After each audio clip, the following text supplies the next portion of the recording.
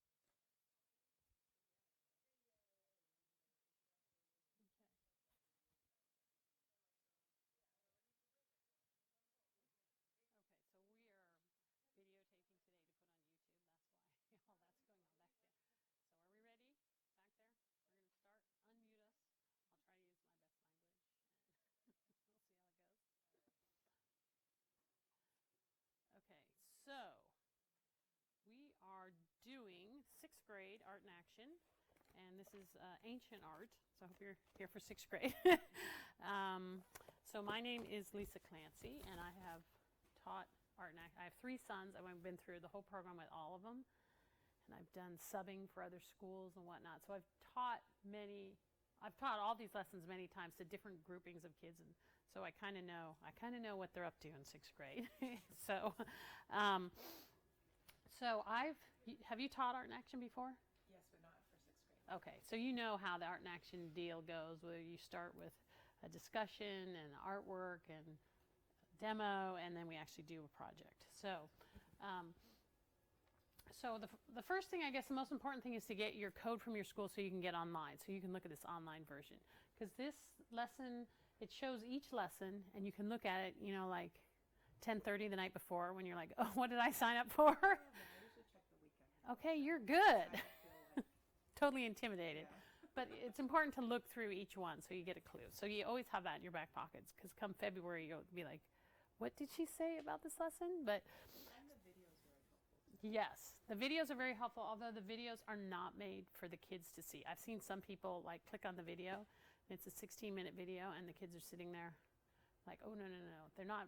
No, yeah, They're I not as watch this engaging. for me, so. Yeah, they're adults. We can take it because we can skip ahead, but it's not meant to be a whole lesson for the kids. So what I find in training the art in action is that the adults you can easily get online and find out about all this stuff, and you can look at that and learn about what that is. So most of the parents feel comfortable with the discussion element of it.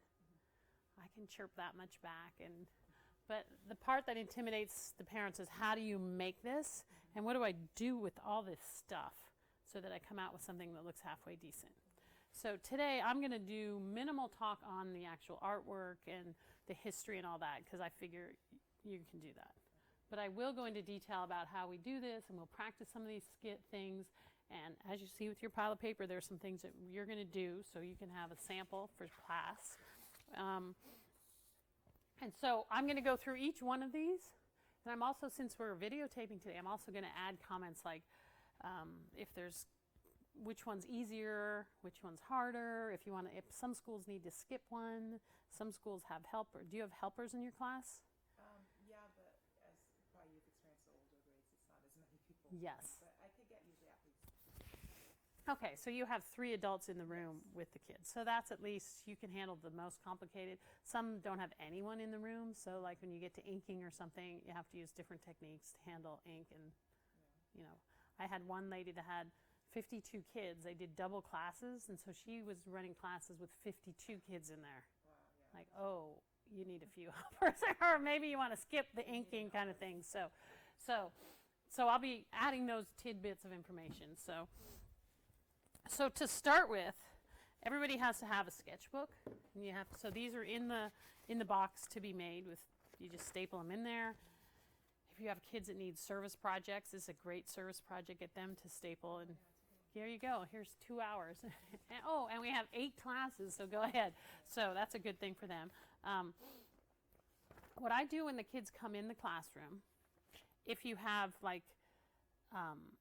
are your kids doing it in their classroom, or do they go to a separate classroom? They do it in their own unless it's paint, and then we would check the Multi-purpose room. Oh, okay.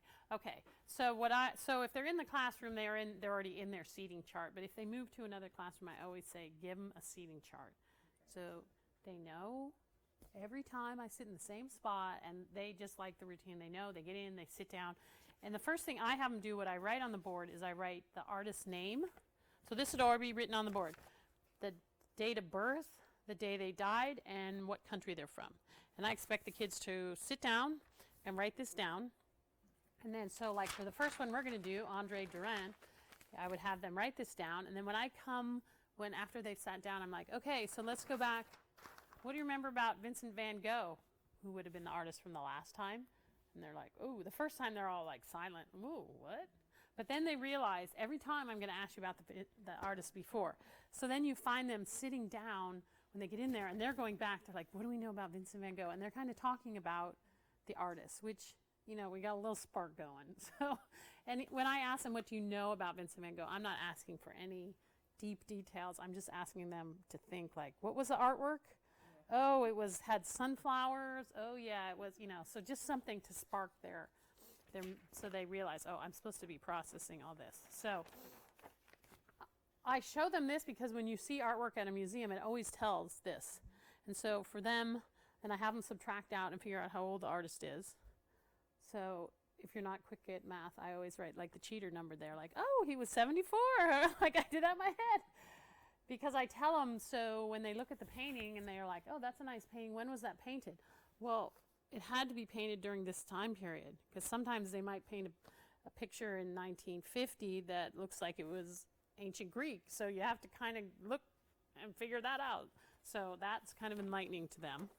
So I have them do that, and then we're going to use a sketchbook, the other pages, to draw a sketch. So we'll go through all of these, and I'll go through maybe till about 10:30, 10:40, and then we'll take a break, and then we'll jet through the rest.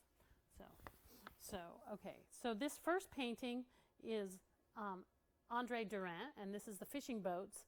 And this one is kind of interesting because when you're really close, like I'm very close to it, I can hardly even see what the picture is, but you could probably see a better perspective of what the painting is.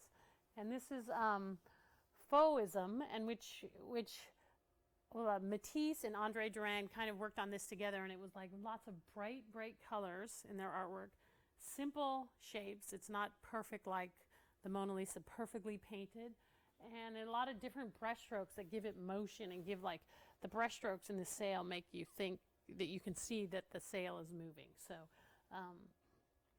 those things, the brush strokes and the bright colors and the simplicity are the three things that we're going to work on with the project with them. So let me put this up here, and I'll show you just an example for this lesson. We won't do this for every lesson, but come on. Here. Well, maybe we won't do it with this. Oh, there we go. Okay. So, under the artist biography here, let's make sure this is on. You can see how to say the artist's name, because a lot of these you're like, what? Especially some of these Egyptian ones or something, you're like, who? What? So let's see if I can get this to work. Andre Durant. Andre Durant. Okay, I got it. So you can have it a few times so you can see some of these. I have to play them myself every time, like, how do you say that again? So that's kind of a useful one. I also have the kids, since they've done this, we've said what we've written this. I have them go to a map, try to have a map in the room, and talk about what country this artist came from. Some of them, there's several from France. You might be like, okay, we got France. But you can say, well, where is this picture hanging? It's hanging in London. So we know he's from France, but show me London, just so we get a little geography in there while we're at it. And I often ask a kid who's been to France. Has anyone been to France? Grandparents in France? Any relation to France? Some kid will eventually raise their hand, and I let them go to the board and point it out, because I didn't think that was that important until we got to one of the artists from Hungary, and I said something like, okay, is anyone from Hungary? And finally one kid was like, oh my God, my parents are from, he was so excited that we finally hit his country. So they are paying attention to that. So also on this, I'll just show you on this one, the resources. This is on the downloads and resources.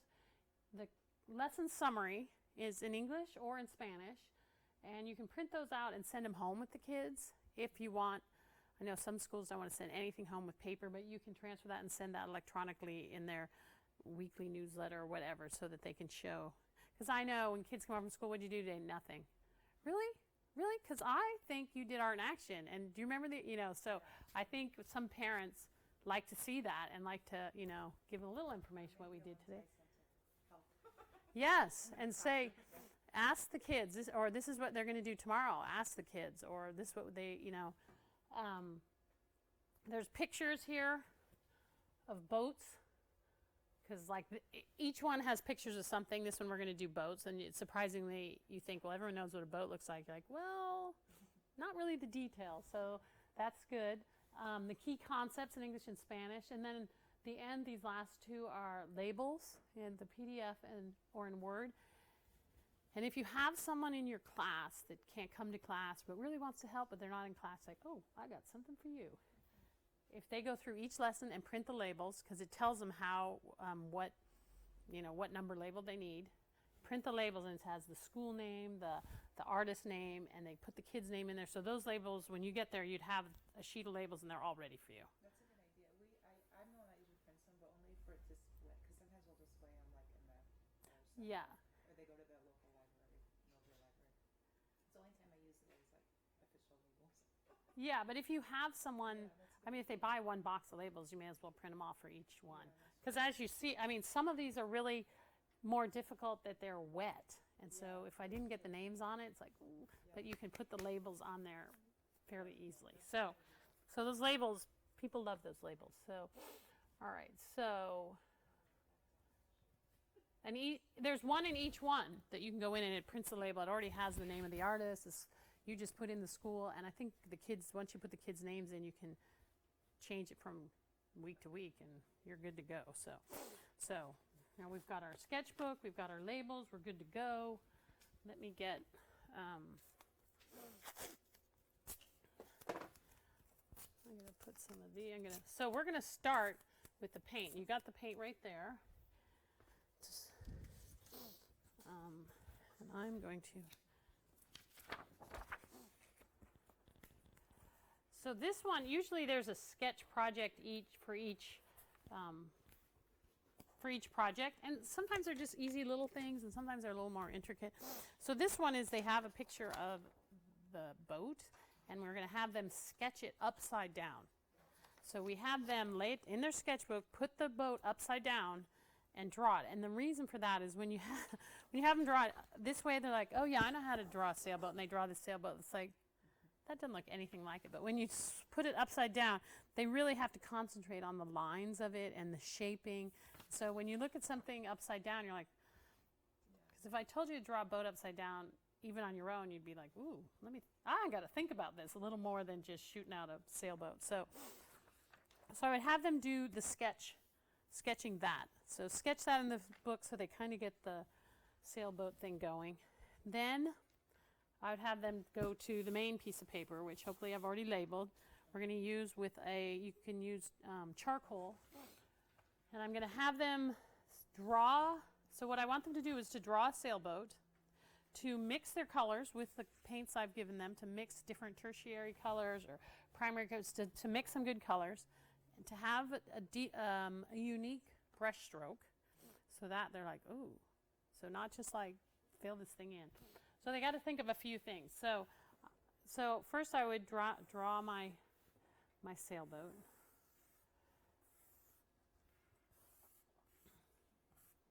It's going to be on the water, so I don't need the underside of it.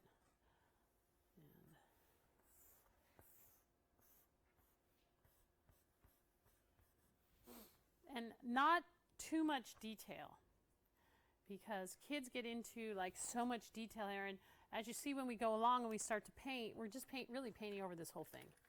So, if you get too absorbed in the details of it, when they sketched in the book, they can put the details because they're trying to think about a boat. But once we get going, and I also give them this picture of boats, and sometimes I have to cut it up so it's just like different looks of boats, so they can actually look at like, oh, that's how a sail goes. Oh, just a little bit different style. So look at your paint brushes and get the tempera brushes out, which are kind of the harder brushes. Do you have? Ooh, this is tempera. Yeah, that's a tempera, and here's another tempera. Yeah. So the tempera ones are the ones that are the harder ones. The other ones would be watercolor, and we don't want to use those for this one.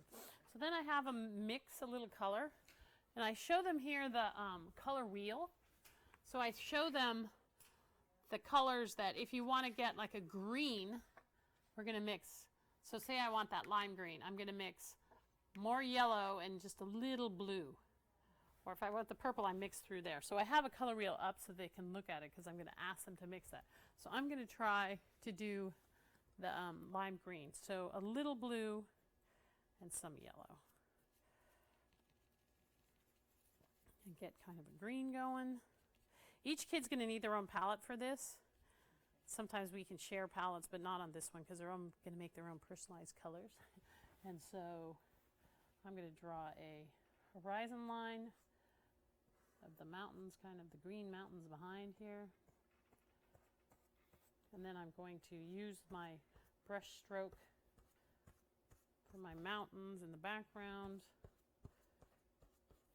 I have high hopes that they'll be nice green instead of burned like we got going.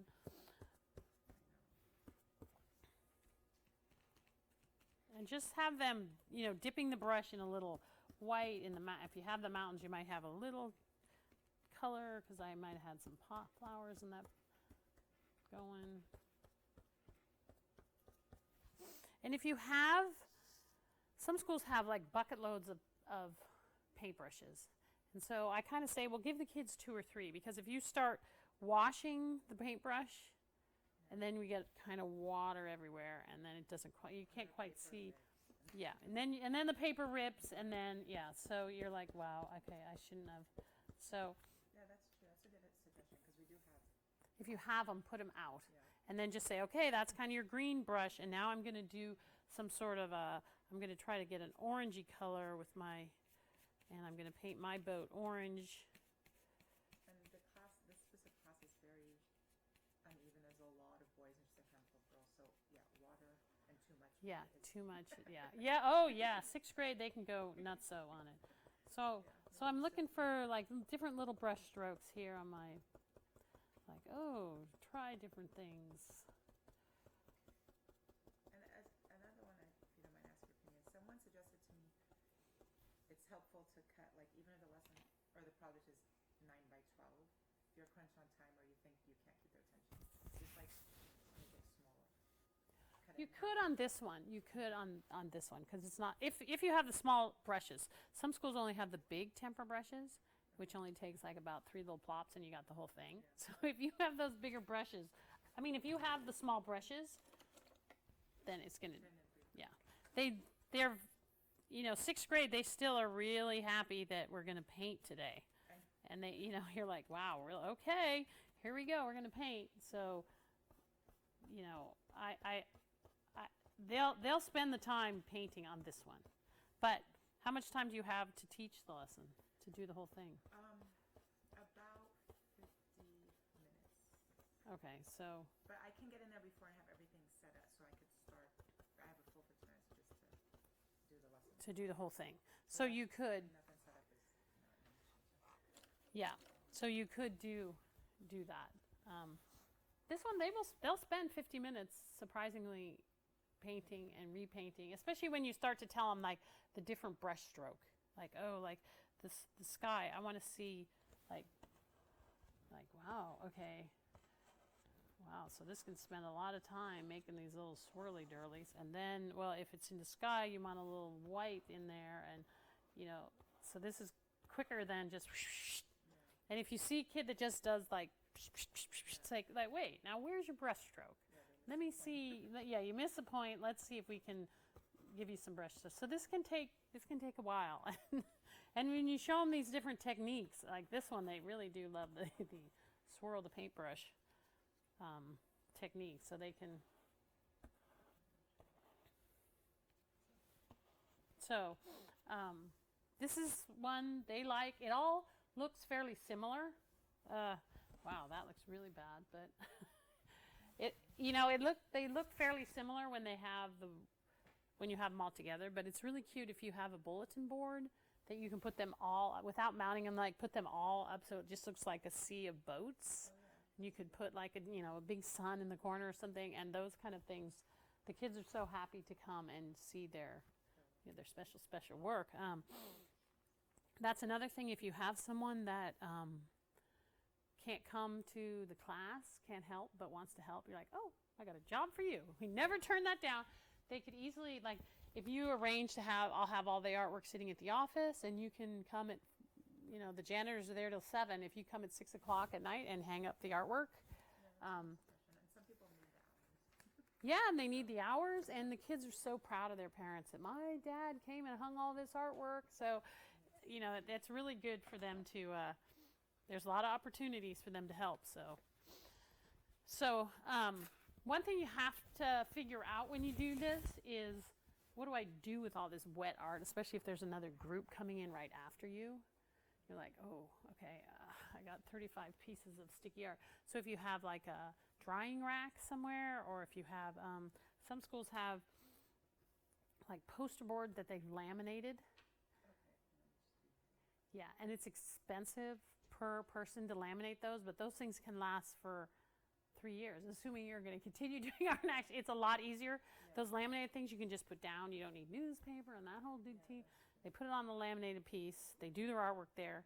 The only key with that is you need to pick it up and replace it, you know, after they've done it, because they kind of paint it right totally onto it, and you just got to like, okay, let's get a little layer of air under there, so those come off.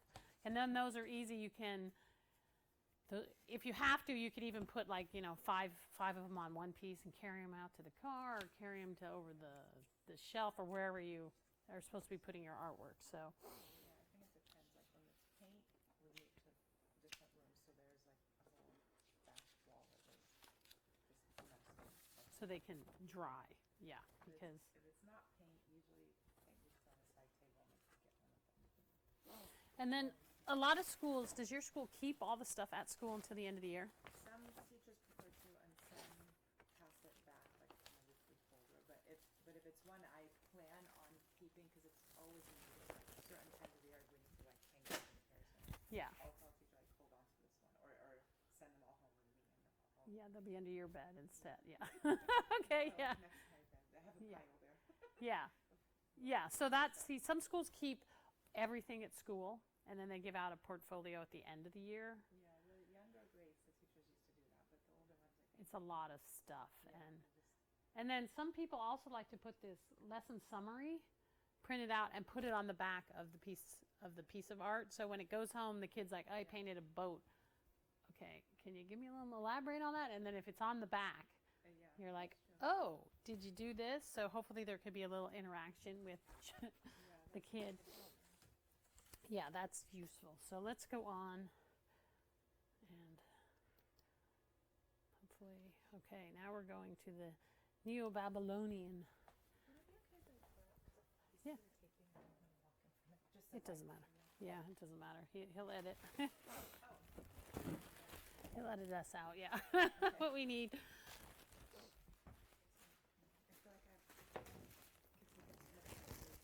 Yeah, you got the whole table now. It's all yours. Yeah, these baby wipe things are great. A lot of schools don't supply them, so a lot of times the parents are like, oh, I'm going to buy these myself because it's really worth it. I buy both at the end of the year, and I just keep it in my car.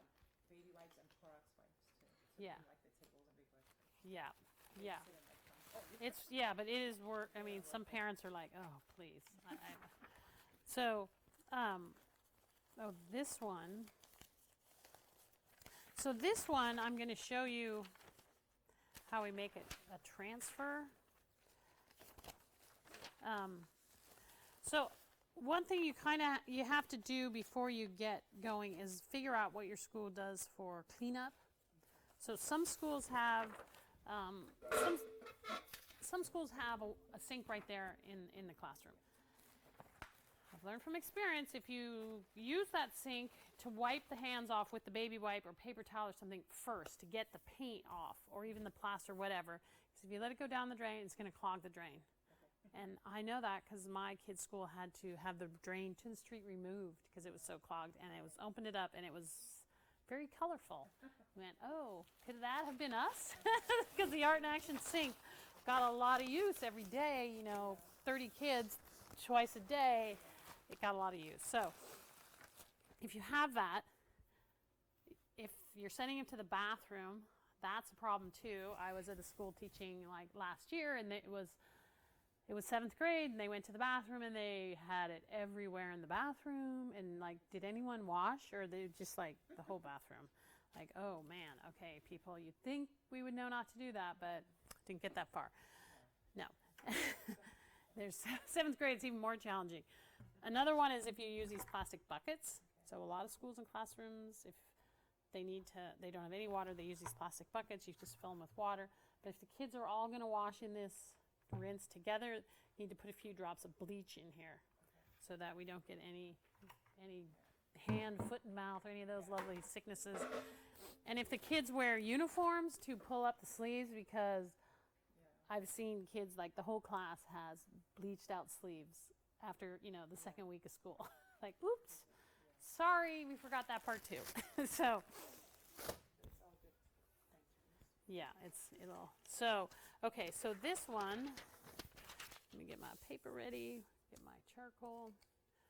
So this one is the Babylonian Art, and this is the walking lion. And when I show the artwork, some schools show posters. Do you guys have posters? Yes. And some schools show it on some sort of device. Posters are good. It's clear. They can see it. They can walk up to it. If you have some sort of device, definitely figure that out before you get there, because so many people I've seen get there and they're like, how do I make this work? And how do I show this picture? Which easy for me right now, but I'm sure if it was some other weird thing at some school, you're never sure how you get it. That's why I prefer posters, to be honest. Just don't like that. Yes, of not working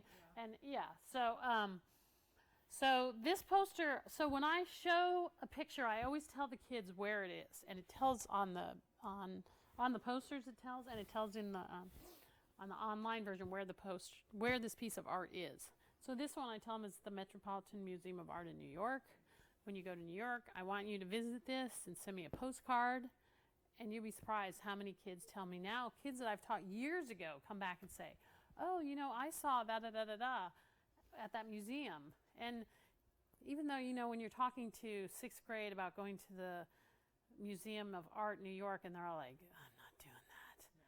You'd be surprised how many will get the opportunity in high school, or, they just happen to be in New York, and they're like, oh, well, we got to see this. Apparently this is a really great thing. So just planting that seed in their brain is good for all the kids. So I always tell them about that one. So this one is a full size, bigger than full size, and it's on a clay wall with, this is a relief that kind of sticks out to make the lion. So if you touch this, you could feel the shape of the lion. What we're going to do is we're going to have them draw an animal. It doesn't have to be a lion, although I have to say a lot of them come out to be lions, but some sort of large animal that you would put. These gates were the entrance to the city, so it was kind of supposed to be kind of intimidating that we're a strong city and we have these strong protectors at our door. So what kind of animal would you have? And I kind of go through the class and ask kids to suggest different animals so we don't end up with 35 lions, but it's kind of hard. Lion, and they can even be kind of imaginary lions. But so I'm telling them we're going to draw a full-size animal like this. And I've seen some amazing, great one that was a rhino. I've seen some great pictures, great ones that kids have done. So one thing on the online version is it shows, let's see, come on. I'll take these down. You can see those there. It shows a couple of pieces of artwork, the student art. And these aren't like the best ones you've ever seen in life, but these are ones you can expect. This is kind of what you can expect. It's like, okay, we could do that level. And some of them are, zoomed up and you can see different parts of them, but that's kind of I always like to look at that to see, like, because you read the directions, you're like, whew, really? Is that going to turn out? And then when you see the student art, you're like, oh, okay, I guess everybody else did that? I guess I could do that. So we can try. So we're going to do this on the small piece and the blue piece. So start on the small piece, and we're going to do it in charcoal. On the white one first. Twisting it so it's horizontal. Yeah. This is what charcoal is, because I have a lot of people that, we couldn't find the charcoal because it's in this it's in a wooden box, and the whole class's charcoal is in this box, and people don't expect that. So this is one product that people are like, I don't think we have charcoal. Oh, I think you do. Look for this box. So, on this, we're going to draw an animal. And they have done several drawing of animals by what we talk about by their shape. So they've done several, like third grade, I think they draw horses, and did you teach? Fifth grade, they did another horse. Yeah, they did a moving horse. So they understand the idea of that it's made out of shape. So I'm going to try to draw an animal using the shape. So I would use the head. So if you go ahead and try to draw there's his body, there's maybe his rear, so I'm going to try with the rhino. So my rhino legs are going to be a little shorter. I'm going to have my rhino snout. So just kind of a rough draw, and then go back with the charcoal, try to draw really thick, leaving a lot of charcoal to give it an outline.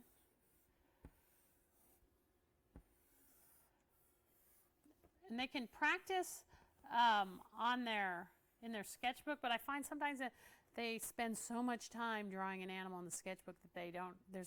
We got a lot to do here. So. Yeah, I notice that sometimes, or they get too. Even though you said it's okay to focus on detail in the sketchbook, but I keep in mind you still have to leave time for this. Yes. So I'm very cautious about. Okay, we're just going to do the quick sketch. So maybe if I do an animal, I would do like a quick sketch, just like the circles, how we do the animal. And then, so this is like one skinny rhino, isn't it? So my rhino needs a little more. So I can, with the charcoal, you can add more. So I've kind of gotten my outline of my rhino. And then I take this, and I'm going to transfer this. It's going to be the opposite onto my real piece of paper. So you take that, so press down a lot on the outline so that it'll transfer. And then I'm going to put it onto the real piece of paper, putting it down, not moving it, put one hand down on it and rub it in.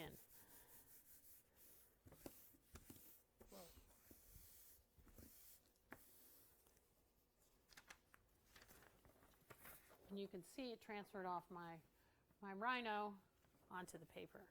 So that, for them, that teaches them this transfer technique, because then they're going to just leave the transfer sheet, and then they're going to work on this sheet. So yeah, it kind of gives you the outline. That worked well, so it gives you the outline. Then we're going to use the chalk pastels, which are different than the oil pastels, which I always have to say that, because it never fails. You see a project, you're like, oh, they didn't use the right pastels.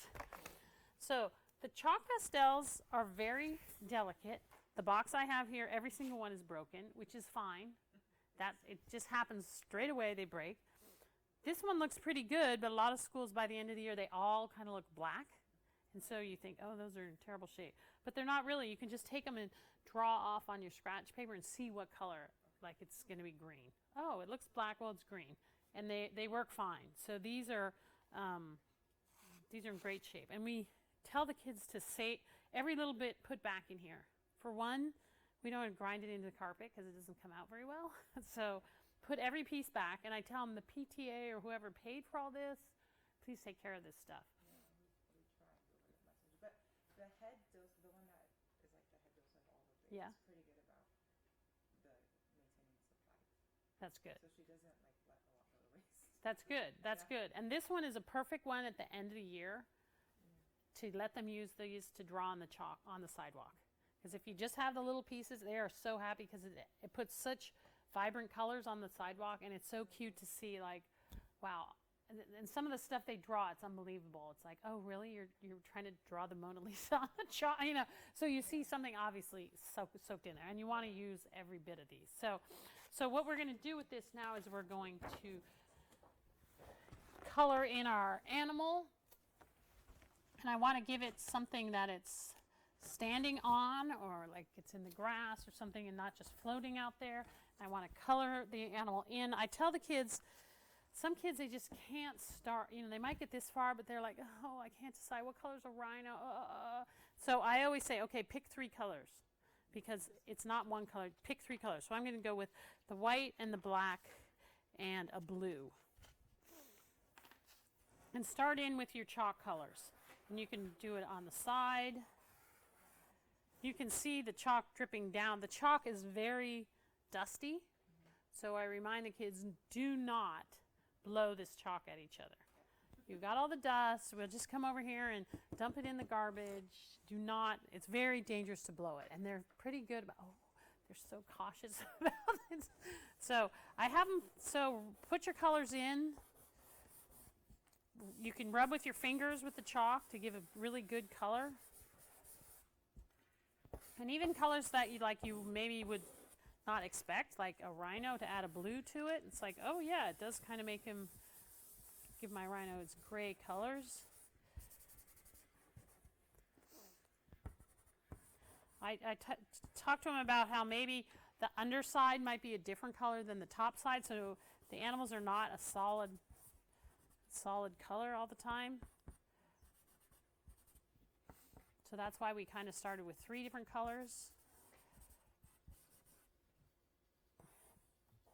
My rhino, I'm not even sure that's how a rhino horn goes, but in the package is pictures of animals, so it would help. I think there's a picture of a rhino because I've seen several kids draw rhinos, so it must be in there. I don't even know if a rhino has that much of a tail, but mine does. Yeah. And then I'm going to put him in the hiding in the grass. Because I tell him I don't want it just like float. Bless you. He's not just floating out there. So he's hiding in the grass, or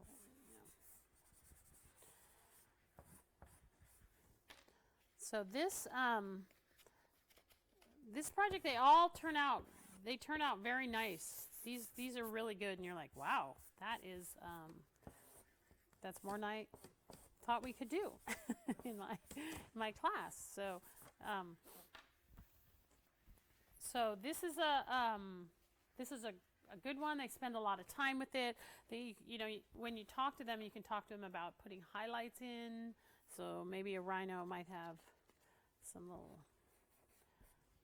even orange that we'd say isn't the color of a rhino. It makes him look more rounded when I add the orange out there.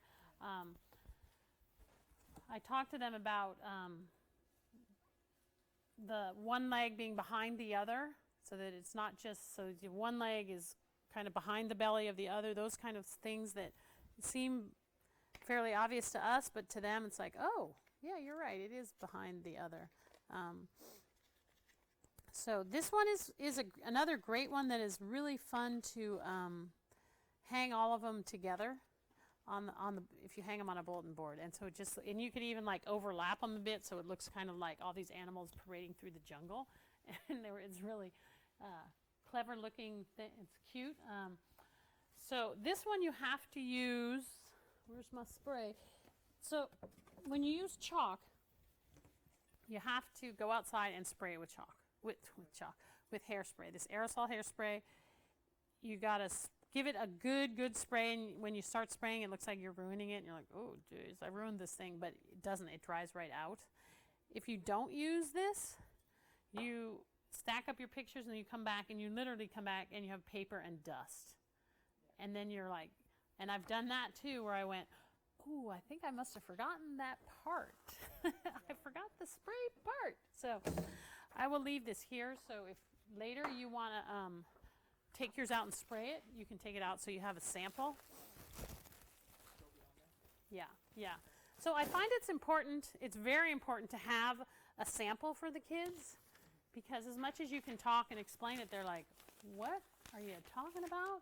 And even if you show them these little pictures here, the student pictures, they kind of get it, but can you show me how you do that? So I usually I always do a sample of what I want them to draw, quick one, and then I always have a sample there, or a couple samples from last year or year, kids from previous years. You dig those out, and sometimes the schools have, like, if they've done it for a couple years, they've got a sample in the bag like this. There's a sample in the bag.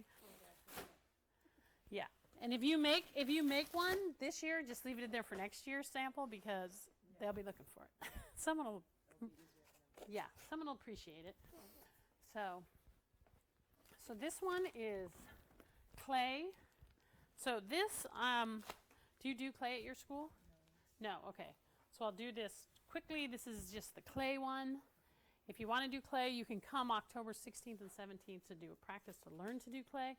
If you're a school that doesn't have clay, you can, if you're enthusiastic, you can do the quick set clay, quick air dry, which is pretty easy to do actually. It's kind of like Play-Doh-ish, and you make the thing and it dries quickly, and then they can do with paint on it with tempera or even felt pens. So if you feel like enthusiastic, or if your kids don't get much clay, this is an easy one for the inexperienced clay person to do, because you just like what it is. It's about this coffin, and it shows all the different patterns. And what they're going to do is cut out with this template. They roll out the clay. They put this on there, cut it out. They carve in some little designs, and then you could air dry it. It's just like 24 hours. And the next time they come, they could draw it, color it, or use tempera, which is kind of good. They love clay. Parents are like, oh, really? Not quite sure, but the air dry clay is very easy. It's very clean. It doesn't take much effort at all. And if you have those things I was talking about, the laminated things, it's just really easy to roll out on that, and it's like, oh, this is easier than I thought. So anyway, so that's if you're going to do clay. So this is the one you were a little worried about. For 2 years. Oh boy, don't get that worried. So this is Egyptian art. And in 6th grade, they know all about Egyptian art because they're learning this in social studies. They're all into, you bring this out and they'll start telling you stuff about it. I tell them about how the hieroglyphics is like the language they used up there, how a lot of Egyptian art, you see the front of the body but the side of the head. Yeah. And you say, now how do you do, like my head only turns so far. It's kind of hard to draw, but they're always the side view of the head, but the front view of the body, but the legs are going this way, so it's like, wait, that's kind of strange. I don't know how that's doing it, but anyway, that is the interesting part of that, and that's a way that you quickly identify that kind of art. There's also a lot of like headdresses and like this necklace on the man that has lots of little pieces put together and lots of repeated patterns. You can see that in a lot of the. If you look up close, there's a lot of spots where you see that. So on this one, we're going to have them, put that up there. We're going to have them do a copy of a piece of Egyptian art. And what we're going to have them do is do a grid on their piece of paper with a ruler, and then transfer the pictures that they'll have. There's lots of these pictures you have that they can pick. They transfer it to the gridded picture, and then they color it in. So there's a lot of steps here. So we can't talk too much about that because we have a lot to do here. So the packets come with these pictures. So I would cut them up so there's just one on each one, and then they can pick which one they want. Some of them, like this one, there's a lot more detail. So I tell them, we want to finish this today, so this one maybe not as much detail. So try to pick one that you think you can finish and you got to keep moving. So I'm going to have, I'm going to show you how I do this, because you do not want to do this right now, but I'll show you. So the first thing you do is you got to have the rulers, and be sure your rulers are. Here, do you have a ruler there? Oh, I'm just going to show you how to do this one, right? The Egyptian cup. Yeah. So So they have to have the ruler, and be sure your rulers are smooth, because there's a little chip in these cheapo rulers, and the kids are just like, oh, and then they're erasing, and you're like, okay, people. So let me get the exact measurement for you. I think it's 2 inches. Okay, so for 6th grade, the ruler might be kind of a newer experience for them. So you're not going to do this one. I'm just going to do this. Okay, so I'm going to take the ruler, and you got to explain to them about the ruler and how these are the dimensions. And okay, because even though they have been introduced, you're like, they're just kids. So across the top of the paper, I'm going to make a mark at 2 inches. So when I hold it there, it can be 2, 4, 6, 8, 10, and it should be off at 12. And then I'm going to do a little farther down, 2, 4, 6, 8, 10, and the same thing a little farther down. So their paper's kind of like that, marked like that. If you have the 18-inch rulers, which some schools do if they've done art in action all the time, it's easier. If you don't, so what they have to do is put their pencil on each dot and move the ruler so that it goes in line, which is crucial, because they're like, oh yeah, dot. I start, and you're like, whoa, whoa, whoa. 2 points connect the line. So you got to have, and then draw a line. So he drew there. Then I got to put the ruler again to draw there, because the ruler doesn't last that, unless you have the big rulers. So then I'm going to draw it down here. And I'm going to go back and do each one of these. And then I'm going to do the same on the other side, every 2 inches. So I would end up with my lines going this way. And then I'm going to do the same thing. I'm going to mark it every 2 inches along here and along here. So do I have one that's marked? No, of course not. Where's my marked one? Okay, well, I'm going to mark it. And the same thing with making the marks at 2, 4, 6, 8, 10. Because some kids will go along and then they'll measure 2, 2, 2, 2. And I'm like, oh, you could do that faster by, that it's like that. Like, oh, they think you're a genius that you've come up with this idea. You're like, yeah, I didn't think of this myself. It's 2, 4, 6, 8, 10. Okay, so then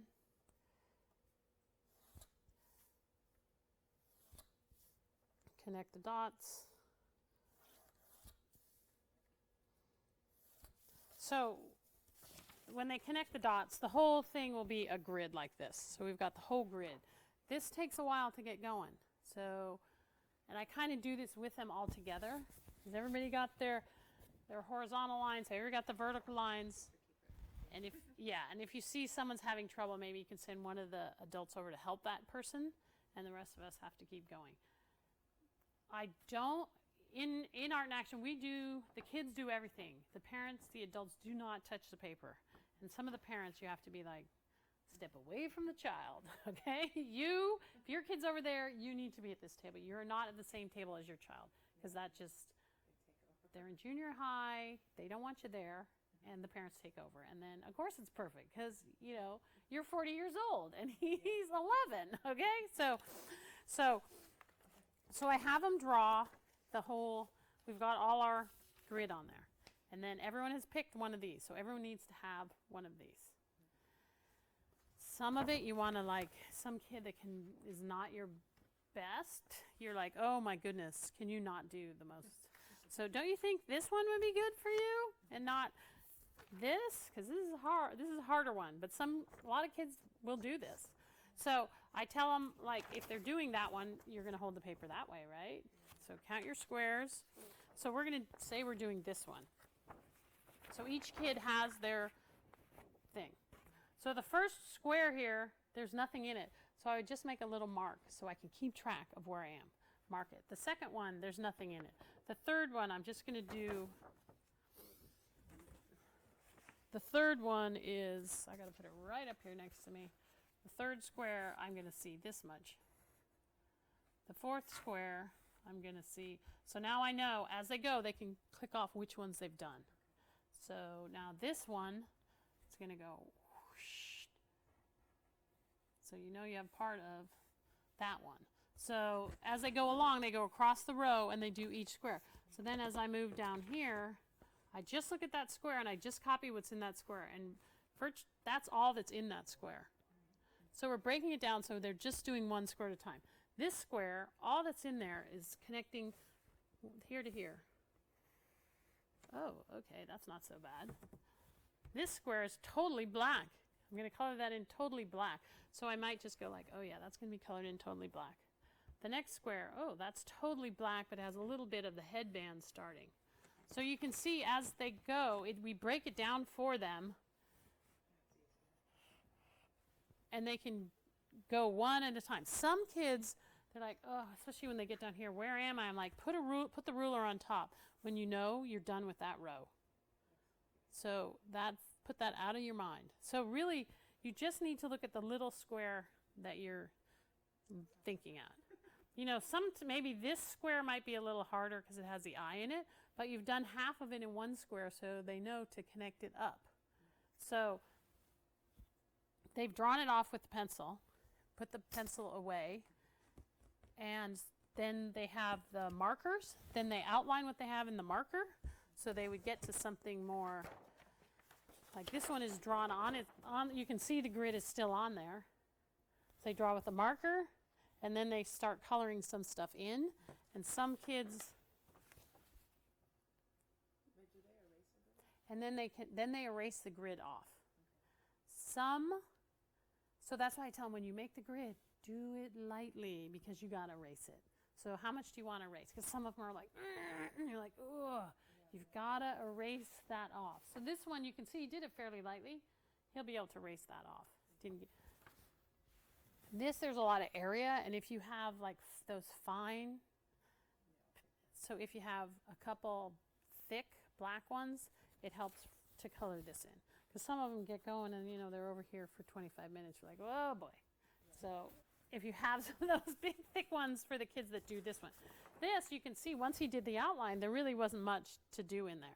And then he added some hieroglyphics and extra stuff around there, which they can do if they get that far. So you can see on this,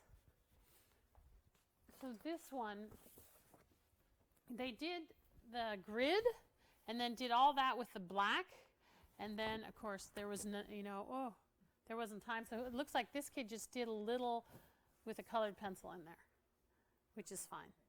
This guy, he had all the time in the world to continue to draw and do what he needed to do. But a lot of them will, once they realize that there's like 4 steps to this, keep it moving, they'll keep it moving and they'll, they'll figure out quickly, I can either move fast or I'm not a fast mover. I don't want to do that. So, but do you think any of those are faster? I know it depends on the kid. Like, should I just give them like the 2 fastest seconds instead of giving them? No, some kids will want to do this. Like you're really, like engineer kids are going to love this grid. I draw what's in the grid. I move to the next. So some kids are going to want to spend the time doing the grid drawing. Like this kid, I would say, spent a lot of time drawing, and he was not interested in the felt pen color, which is okay because he did a great job. Spent a lot of time doing that. Like this one, it doesn't take. This one seems to be the easiest until they get to coloring this in, and if you don't have the right marker, it takes forever. So that's what can slow this part down. So if you have the thicker marker, yeah, they're all fairly the same. Yeah, it's kind of good to get a mix of them so they're not comparing each other too. Yeah, that's true. And so be sure you have some sort of eraser for them. And I would even say sometimes they might get like, where was the one that this kid, like they got all the way to the end there, and you have to keep them moving during the class. So you could say, okay, it's 20 minutes. You have to pick this out. Some kids take 10 minutes deciding. You're like, oh, don't waste your time. So I would say, oh, you got 10 minutes. Everyone has to have started. Everyone has to have their grid. Everyone has to, have you started with your pencil? Okay, you guys, come on. And even one like this, when they do the grid, they might not want to do all this stuff with the grid. Maybe just so we can get the outline part, because that they can wing it and put that in, right? Don't obsess over the zigzags and things. So, and then some you might get to this point and class is over and the adult might have to erase. So it's okay if the adults erase the grids to keep it moving, but we want the kids to do the project. So, do you feel more confident you could do this one now? It's not that hard, right? Once it's broken down. Yeah, the grid thing. And once they figure out how to do that with a grid, they're like, oh, I could put a grid on all sorts of things. If I want to draw something, you just put a grid on it and then see if you can do it. Just make it a lot easier. Yes. I think my daughter did that with pumpkin carving. She did like a team for that or something, but it was like she somehow See, so she gave her a guideline. Yeah. Okay, so she might want to be doing the more advanced one because she knows how to do it. Some kids, it's like, maybe I'll have her make the same. She's older, my older one. yeah, not bad to have the older. Yeah, you could do that. Yeah. Or have her make the sample and then maybe have the younger kid do the felt penning. so it looks. Or I could do one so we could do seconds. Yeah. So that's a fun one. They love this one. They spend a lot of time on this. That one always gets displayed. Like anytime Yeah. you request, like for grandparents say they like their person decorated, so they let each class put up an art in action. This one's displayed every year at some point in the year. Because it looks pretty impressive when you see it. You're like, you got a 6th grader to do that? And wow, but they don't know that we did the grid on there and we erased it off, which is okay. And this is fun. This is also one of my favorites. This is a great one. This one, you don't have to do all these lessons in order, so you can change them around. So if you have like, I think February is Asian History Month or something, Chinese New Year and Lunar New Year and all that.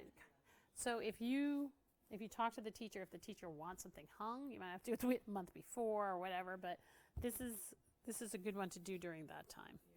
So, and this one is fun to do because it's totally different than a lot of the European arts that's been done. It's different than even the Egyptian art that we're working on.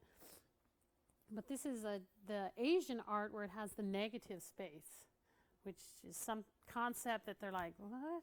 Because you're usually saying, fill the page. Yeah. They're like, no, you know that there's still stuff behind this, even though there's nothing back there. Yeah. So this one, so it's bamboo growing, and it's only done with the black and white. And then they have this like scholar rock here, so it's kind of the rock that things are growing out of. And this is, in Asian art, there's a lot of symbolism, and so we talked to him about the symbolism of the Asian rock, where there's some voids. I mean, of the scholar rock, there's some voids there, like maybe 6th graders there's things you don't know, and you will learn, and you can fill in. So we talked to them about that. We talk about different shades, like this. This is all made with one color ink. That's black, but this looks like it's farther in the background, but it's a lighter color. So with one color, you could paint this whole picture. So another thing we talk about is how in Asian art they put these red marks, which is the person's name, and they call them a chop. And you would have this, if you were this artist, you would have that with your name carved in it. So you could just stamp it that that's your name. Whereas in a lot of other art, people sign their name in the signature, or they put their initials, that kind of stuff. So they use these chops. So what we're going to have them do, and I'm going to have you, let's see, do one. You have a piece of hard white watercolor paper there. Yeah, so this we do with the watercolor paper, and it doesn't really work on other paper, so be sure that you use the correct paper out of the, there we go, okay, and there's a cheat sheet here, and I'll show you on this one. Let's see, we're moving down.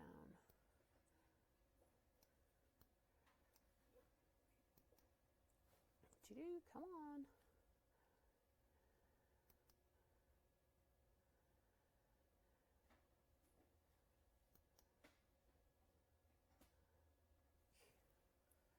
Come on, paint. How to paint bamboo and fish. It's thinking. Oh boy. Okay. So this shows, this is going to be in the way. This is kind of the cheat sheet that you can pass out to them or you can use, and it shows them exactly how to paint bamboo and fish. And so that's what we're going to do today. So we're going to paint with our watercolors, and be sure you have the soft watercolor brush. And here I'll give you fresh water because we don't want to add the temper to your artwork. You want it to be stunning. so when I have them do their artwork, I'll show you the project, but we're just going to practice doing bamboo and fish. So I have them practice this as well. So we go through the whole practice thing, and then they get to their artwork, and I'm going to ask them to paint a scholar rock, some bamboo with different coloring, and some fish with just the lightest wash of blue. And some of them are like, oh, I love the blue. I know, but we're doing black. We're trying to do with the black and white, the different shades of black and white. So for our practice, we've got our watercolor, and we're going to add some water to your black. So it kind of has to, and then load the brush and put it into the lid, and you can add some color, some water to it to either make it thicker or thinner. And I added a drop of water to this earlier today, so mine is pretty dark. So to make it really light, the lighter colors I'm going to use add more water. So we're going to start and try to do a piece of bamboo, and I show them how. This is hard to do upright. Let's see if I can do a little. So this, on their practice, I'm just going to ask them to practice painting a few pieces, stalks of bamboo, and then practice a few fish, so that they kind of get the idea before they get on there. So to do the fish, I put the brush down, and I draw it, and I pull it off. And mine is. And I show them how I have different shades of black on my lid, so I can do different. My fish are going to look different colored because I have different. So I ask them to try to do different color fish. A little light fish.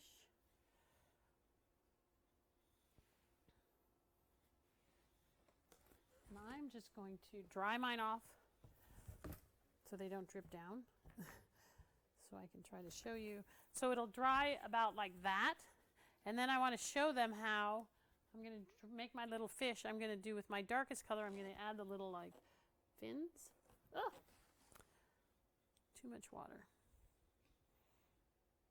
Just a little bit to add a fin on my fish.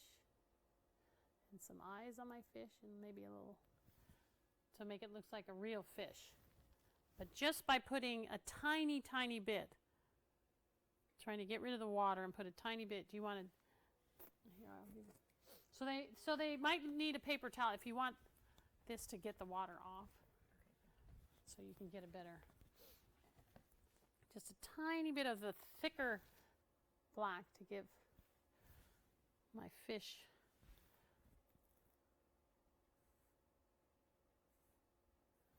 Looks like a real fish. Like, oh.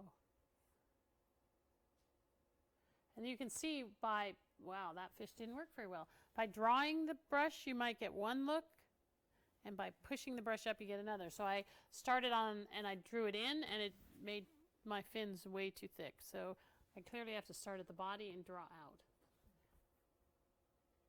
But that's why we're doing several fish, so that you learn that, like, oh, yeah, that second fish's got way too much, too much energy on that fish.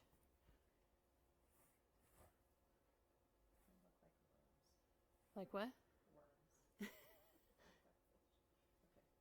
But once, yeah, so that's why we practice this a couple fish times. So they have this whole piece of paper to practice, like, oh, because it looks so easy. right? To when you see this, you're like, oh, I know. it looks so easy to paint that fish. But so I like to have a practice to show them the practice fish. And you can even pass that around and say, oh, that one doesn't look that good, or that one's too light, or show how to get a really, really light. I want a very light fish. It's like, oh. And how drawing the brush back and forth. So in Asian art, a lot of it is the brush stroke. And that's what it takes. Like this last one, I didn't have enough on there, and it looks just like a big old plop. But if I add more and I add water, so it gives them a chance to practice. It's like, oh, these 3 are not good. Okay, try that again. Keep trying a couple fish. And then I wanted them to practice to do the bamboo and try the bamboo brush stroke. Mine is too dark.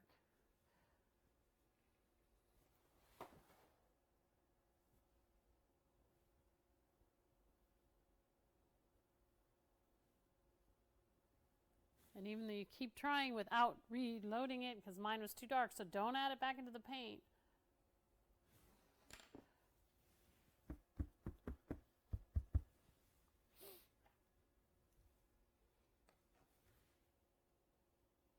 Very light. And then once I have, for the bamboo, I want to give a little depth to it, I can use the dark paint like around the bottom. The bamboo and maybe down the side of the bamboo to give it a more depth. You can. That's why you'll do a few and you'll be like, ooh.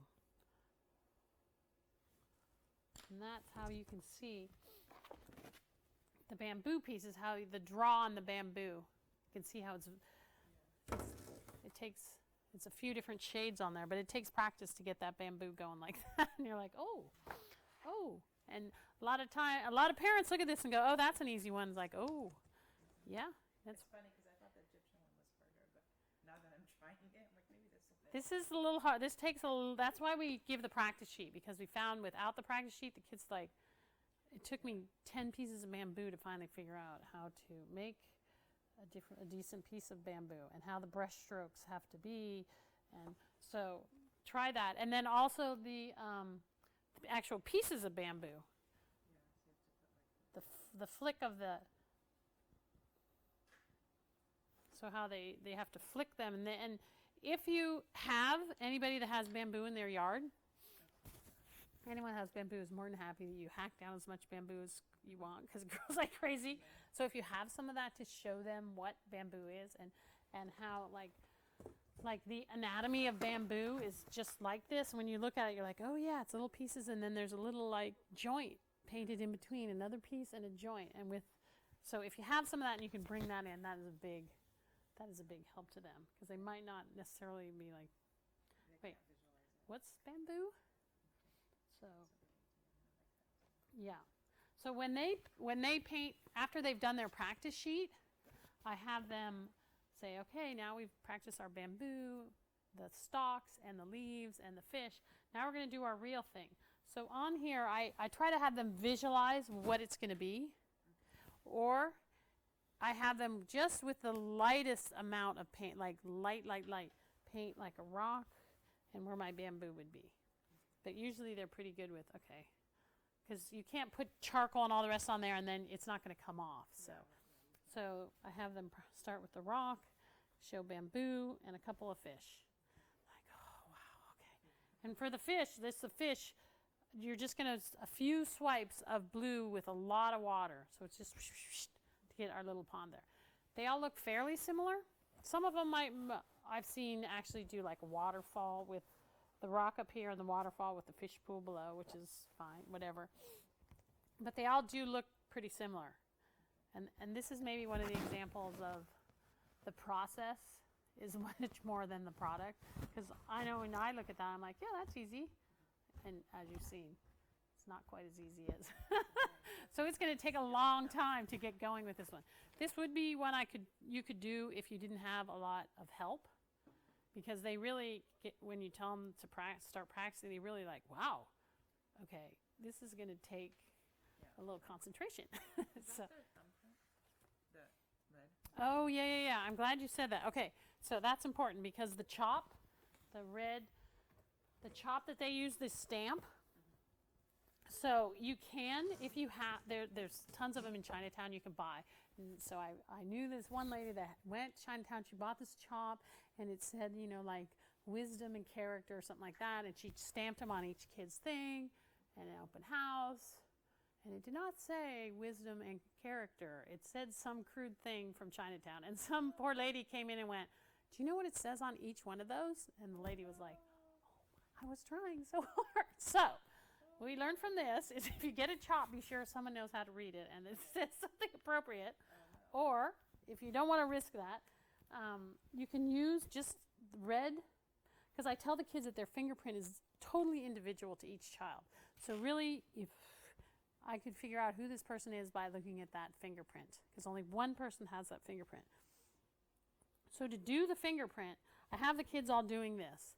And then when we're all done, I would have like one person with a plate with the tiniest amount of paint and have the kids put their thumb in it and test it on a piece of paper first. Because if you have too much paint, it's just a plop. And they want to see the lines of the fingerprint because they've all, you know, gotten on their iPhone and they know the lines of the fingerprint and they're like, oh God. So just the tiniest bit, no water, just red paint. Or if you have like a stamp pad, that works well too, if someone has a red stamp pad. So that's how I tell in Chinese art, that's how we identify it. So they do like that part too. That's the important fingerprint. So let's look at the Chinese textiles. So this one you could do for the Chinese New Year thing as well. This one is the Chinese textiles. We show them this one, and we tell them that this one is a part of a garment. This is sewed onto the garment with teeny, teeny, teeny, tiny little stitches. And what would be hundreds of years ago when these were made, a lot of the times they would have kids this exact age would be in there stitching. And so maybe the real artist would paint would stitch in the dragon, and you, poor sixth grader kid, you just be filling in the brown, filling in all these stitches to perfect the skill. So it's a lot of teeny, teeny, tiny stitches on here. And this would be something that would be on a ceremonial gown, like a wedding gown or something like that, that would be passed from generation to generation. Because you can imagine this took a long time to make. We're not just wearing this outside. They love this about the dragon. They love the symbolism of the pearl, and that they can have good dragons or bad dragons, that they're searching for the pearl of wisdom. And, you know, they love this. The 5 points on the toes are significant. So go through and tell them all about this, and they're very interested in that, like, oh, this is cool. And you'll see this in lots of Asian art, is the dragon and the five toes, all these kind of tidbits of information. So what we're going to do with them is we're going to have them, your artwork looks better as it dries from the last project. I'm like, oh yeah, that could almost look like bamboo, yeah. So, okay, so this one, the Chinese textile, I'm just going to show you this one and how we do this one. Do not want to spill that all over me. So this one, there's a template, these circle templates. So again, if you have someone that is at home, wants to help, cut out these templates.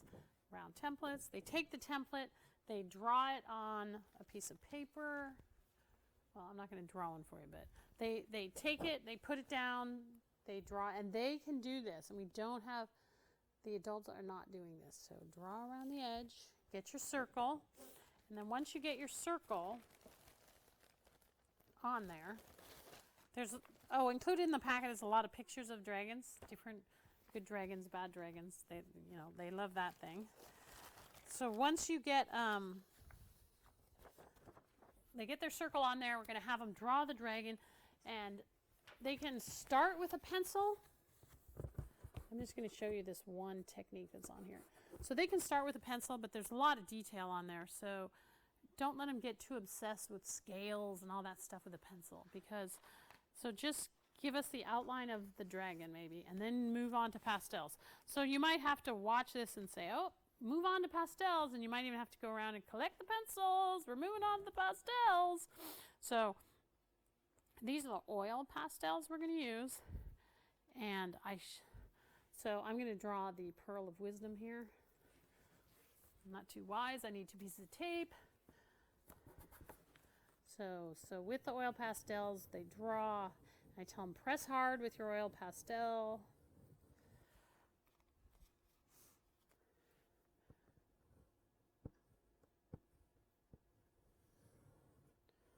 So I'm leaving some spaces blank so you can see. So here is my Pearl of Wisdom.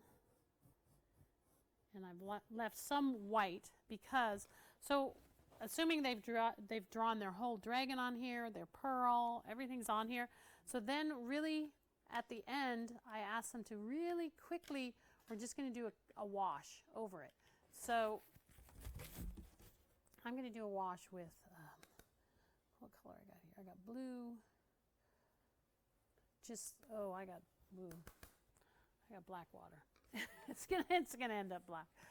Okay, so just with blue, very light wash, really light. And just keep adding water to it. And you can see I keep adding water. And paint over the whole dragon, the whole thing. And you can see where I didn't, over the top, to go right over the top, because where I didn't put the pastel, it's going to turn that color. So they don't have to fill the whole thing. But and when they go to paint, some of them want to are meticulously trying to paint around the edge. You're like, no, it's just a wash, the whole thing over. So you can see like on that example, the kid drew the scales of the dragon, didn't have to color in the whole dragon, but it came in pink, with the pink color on that. So it's not totally overwhelming that you have to color the whole thing in. But he did the outline in white and then drew the scales in there and then did the total wash. So I remind them as they're going, think about what color wash you're going to do. Because like on mine, I didn't want to draw with blue and then over it with blue. If it's too much blue, they're like, ooh. So your wash should be something that's maybe not as much on there. So that like this one's perfect because it really made those scales come out. So they got to actually think ahead. They're like, ooh. A little plan so we can have, so we can have some contrast. Yeah. So this one, wait, I got piles of stuff over here. So we'll do this one and then we'll have a break and then we'll finish the rest of them.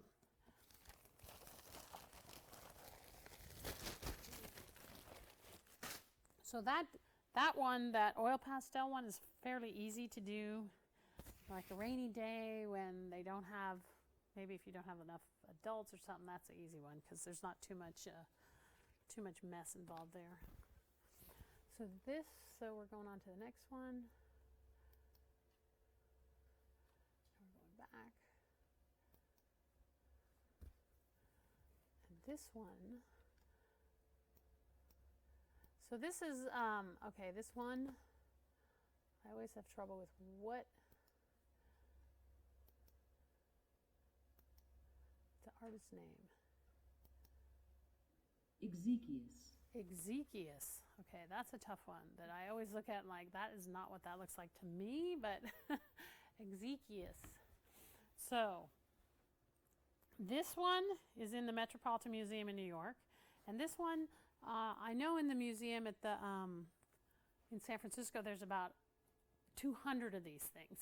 So they will see, this is something that's very easy to see around. And this is kind of an example of this kind of artwork. A lot of these jugs were used for wines and oils and water. So there's a lot of these around, and they were fired, and then they have patterns around them. So I show them how it's repeating over and over. Patterns on the top, kind of sun rays coming down, and an activity going on, usually an athletic activity. So I think of them, so then I'll go around to the class, especially this year, because we're moving into the Olympics next year. So there's lots of activities. So what activity would you know about? And that you can tell me an activity. And no one gets to repeat an activity that someone already said. So you can say baseball and football and softball and volleyball. But you people in the back, you're going to have to start thinking up some other ones. So talking about the Olympics and what other things are in the Olympics. Pole vaulting, steeplechase, the horse jumping. So there's lots of different activities. So that kind of gets, 30 different activities out there in their brain so we don't end up all baseball. So, whatever season it is, that's what you're going to get a lot of.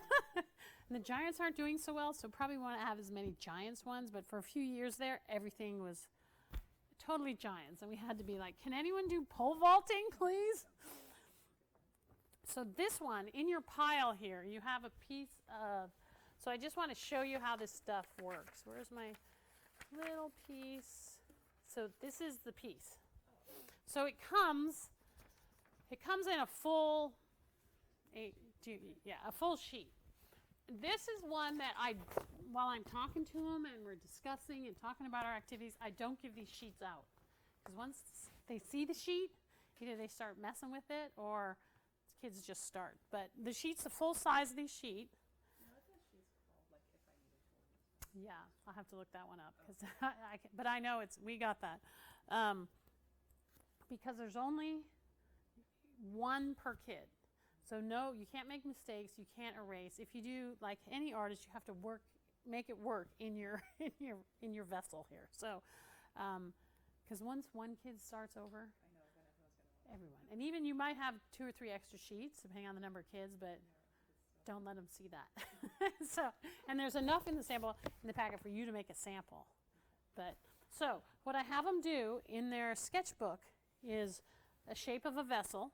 So they okay, we got that in our head. And then think about an activity that you're going to put on there.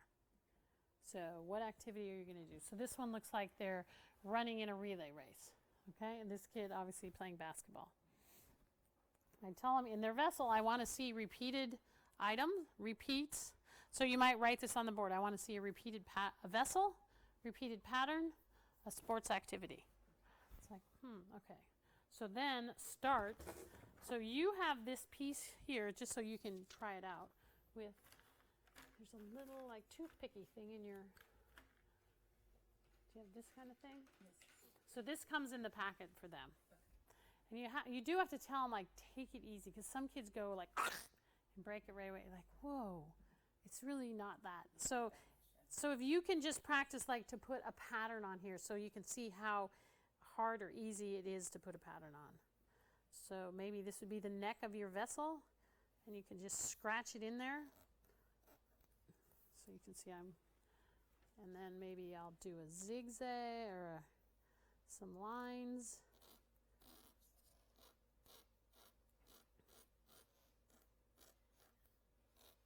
But I tell them the pattern is I want it to repeat. A pattern repeats itself. So if you put a circle there, then you got to put a circle the next spot. You can use both ends of this scratchy thing. And because behind it's different colors, so that's what gives the color to it. Yeah, so it gives a little variety. But sometimes it comes out, it's kind of dark if it's a dark spot. But you can see when you're testing this out, you're going to say, I don't really, this is a lot of scratching off to do this area. So maybe do the outline and then go back and do the major scratching at the end. So put the outline of all the stuff you want. Put your activity in there. And then if you still have time, you can decide to scratch all that off, because it takes an amount of time. And some kids will start just with that, and you're like, and then they'll only get that much done. So I tell them at the beginning, get your whole outline of everything in, and then if you have more time, you can move on to it. So it's also like this kid did a great job with this kid drew a very flat vessel. This kid was able to give it some depth by adding the circle to it, and you can see by the way that they drew, it adds and it makes it more rounded. So you can tell them that since we're drawing a picture of a vessel, to make it more rounded. And they've been doing this. They've known this since maybe 3rd grade, where they painted like a pitcher and a bowl and stuff, so they know how to make it more rounded. And the activities and start scratching. So, and this one, some kids, so to keep control of the classroom, I find that sometimes, you know, we're working away and everyone's scratching away doing their thing, and then one kid's like, I'm done. Like, oh, you got 25 more minutes. You're done, and then they walk around the class and disrupt everything. Or even if you make them stay at the table, they disrupt their table. So what I always have is I have these in my pocket. It's like, she's got those in her pocket. So I would have the kids write. So you're done? Okay. So write in your sketchbook 3 titles for your artwork. They're like, oh, okay. So the first time, you know, they'll write 3 titles, and then I'll come back and I'll say, okay, which one do you think fits your basketball urn best? And then they decide which one, and then we'll write it on this piece of paper, and we're going to glue it there. So they're going to need to cut this, write it, and glue it underneath with the title. Okay, but there's still 18 minutes. I go, well, you know what? You're done? You're sure you don't want to add anything else to it? No, I'm done. Okay, so now we're going to write a haiku about your picture. And they're like, oh, are you kidding? I think I need to do a little more. Well, or a poem. A poem. They probably do know haiku, but they'll know. Well, now we're going to write a poem about it. And they're like, I don't. Yeah. And so I think that's where like stuff like this comes in. Like, oh, you know what? I think I got more stuff. And once they know that you're on to this, no one is going to be done 25 minutes ahead without a poem and a title. And they're just like, oh. And if she starts whipping out those title things, just keep working, because she's coming your way. So that's a way to keep everybody going. So, okay, so you got the scratching of this one. So let's take a break for like 10 minutes. We'll come back at 11:45. And the bathrooms are right down here. There's water in the kitchen and little snacks in the kitchen. You can check your phone, see if you have power at home. I know, I was wondering, but they said if they do travel, it won't be till noon. Because I was thinking if I should call and make sure you guys are still holding. I thought of that too as I was driving here. I'm like, what if there's no power in there? There's no lights in that room. We can't even wing it. And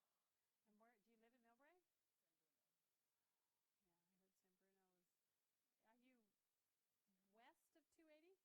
you west of 280? 280. Oh.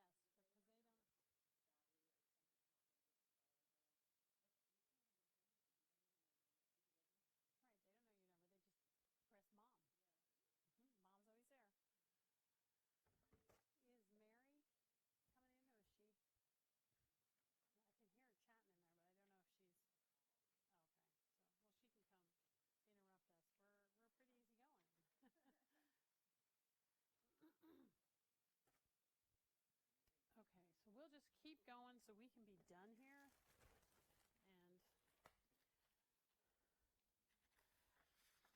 And so we are down to Parthenon. Okay.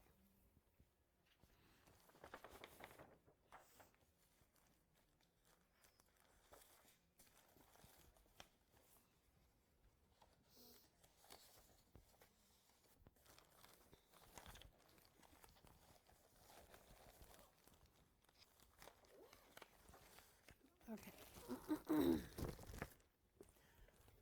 Okay, so here is Greek architecture. We're studying Greek architecture, and here is the Parthenon. And this, they've probably seen this already in their history books, or they may even have this hanging in the classroom because it's fairly common. So I talked to them about all these columns that are holding up this roof, which is fairly heavy. That there's the frieze up here. There should be, like, it would have the pitch of the roof to hold up the roof, and there's steps along here.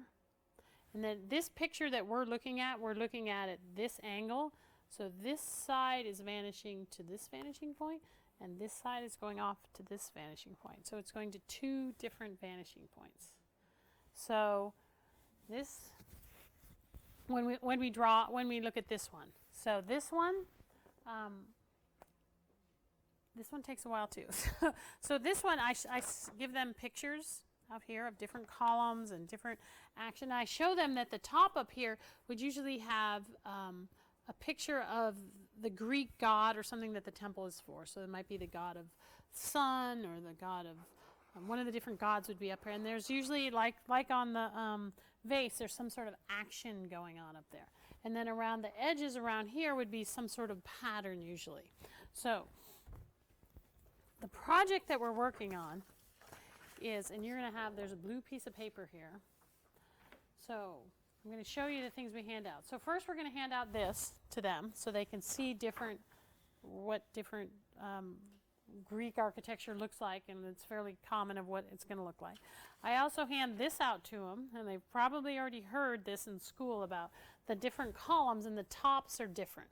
And that's the Doric, Ionic, and Corinthian. And the Corinthian is kind of flowery, leafy. The Ionic has the two swirls on each side, and the Doric is just kind of the simple version.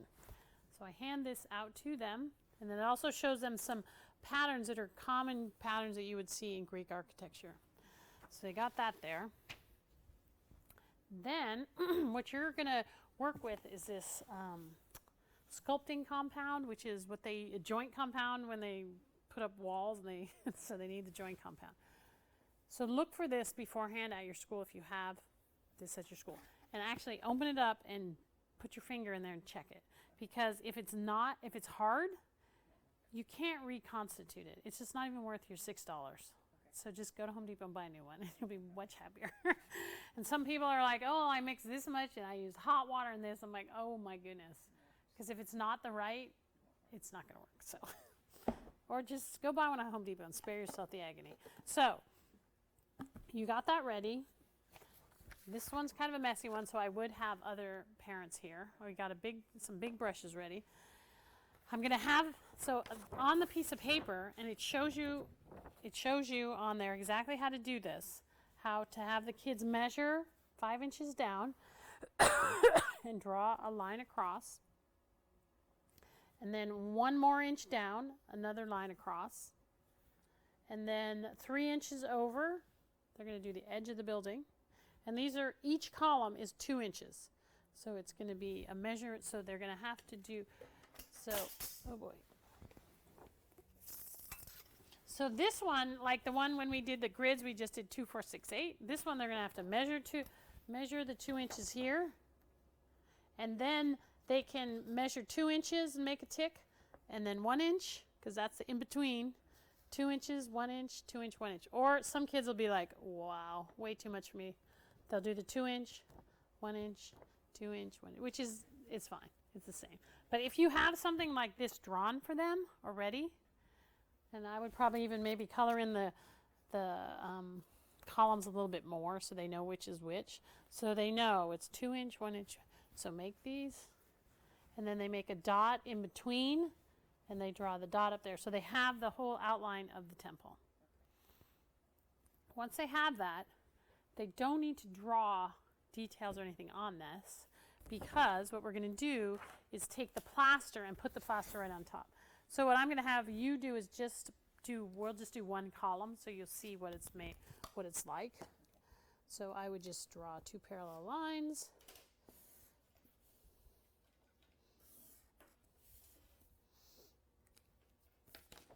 And then, so for your practice, just try 2 parallel lines, and then I'm going to take a big plop of this compounding and put it between, paint it between the lines with, if you have these bigger brushes, it's a lot easier and faster. And then I'll pass this over to you in a sec. Here's my frieze and my bottom.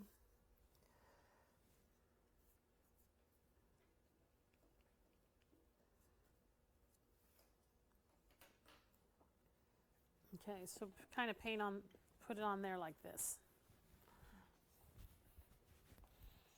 And I also hand out paper towels, or here I'll give you a tissue for this one. So you when you practice, you can kind of see how thick it needs to be, because again, you get that little one of these little picks. We're going to draw the lines of the column, and I'm going to draw the tops of the column, decide which, so they can pick which kind they want and put it on there. So if you go on there and you scratch, you can see how you kind of scratch it off, and you have to put it into something, is what you scratch off. So you can see I scratch it, and I made, like, there's my ionic column I've started, and then I can draw. If it's too thin, it doesn't work, and if it's too thick, it's too much. So you can, that's why I would recommend you like try something like this the day before, or even, show this as an example, because when it's too thick, it folds in on itself. Yeah, it just like fills in the lines that see some spots I might have too thick. So then with your scratcher, you can scratch your column. And if you like I went too low down here, because this is going to be like my step, so you can easily just with your finger put it right back like that. And then you can see they need this tissue. It never fails. Every single time you need to tell them before you even start with the plaster is, do not eat this. And you think, no, I'm always shocked. I'm like, whoa, because sometimes they're doing this, and then they put it in their mouth like, oh, no. Really? Yes, there'll be one. You can always tell there's going to be one. The paste eater is always there. So always tell them this is not edible. So put it in your tissue, or put the paper towels out so they have that. So you can kind of see what you do with this. So with this one, we have them, once they've got their, so you did a great amount. I think I did a little too much. Ooh. So on this one, there we go, Parthenon. So on this, so I have them paint that down. I have them put their columns. I put their top of their columns, or which they put. I have them do the pediment, which is up here, some sort of action or whatever their temple is to. This would be a temple to the sun god or goddess, so they put a sun there. And along the frieze, I have them put scratch a pattern, which is on the bottom of this. There's some patterns if they want, but so to scratch a pattern into that. And then if they're done, that you can do watercolor, you can add a watercolor bit to it. A wash, or just like whatever they want to paint in it. It's not exact painting, but I haven't had too many kids get this far, so you might not even mention that till, if there's 20 minutes left and someone's done, you're like, ooh, okay, if you need to, but they spend a lot of time scratching away. And again, this is one that I'm like, take it easy with the scratching. because you can't scratch and then scratch and redo and scratch and redo. This is only like a piece of paper, so they all turn out really good. This part is the part that is challenging to them, and when they see this at first, they're like, "Whoa, you're kidding!" But you can easily see that, you know, if they're a little bit off, like it looks like maybe one of these might not be as wide as it's okay. But the idea is we do need to use a ruler at some point in life and try to do that.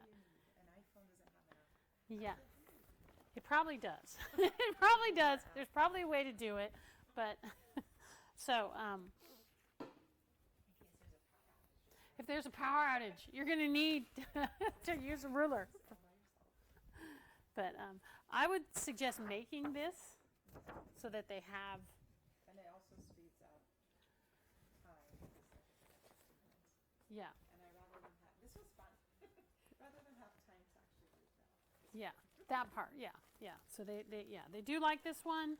These all turn out pretty well, and there's not a lot of mistakes that are made with this. If they put down, the one thing I have seen is if they put down the plaster in here, the wrong spot.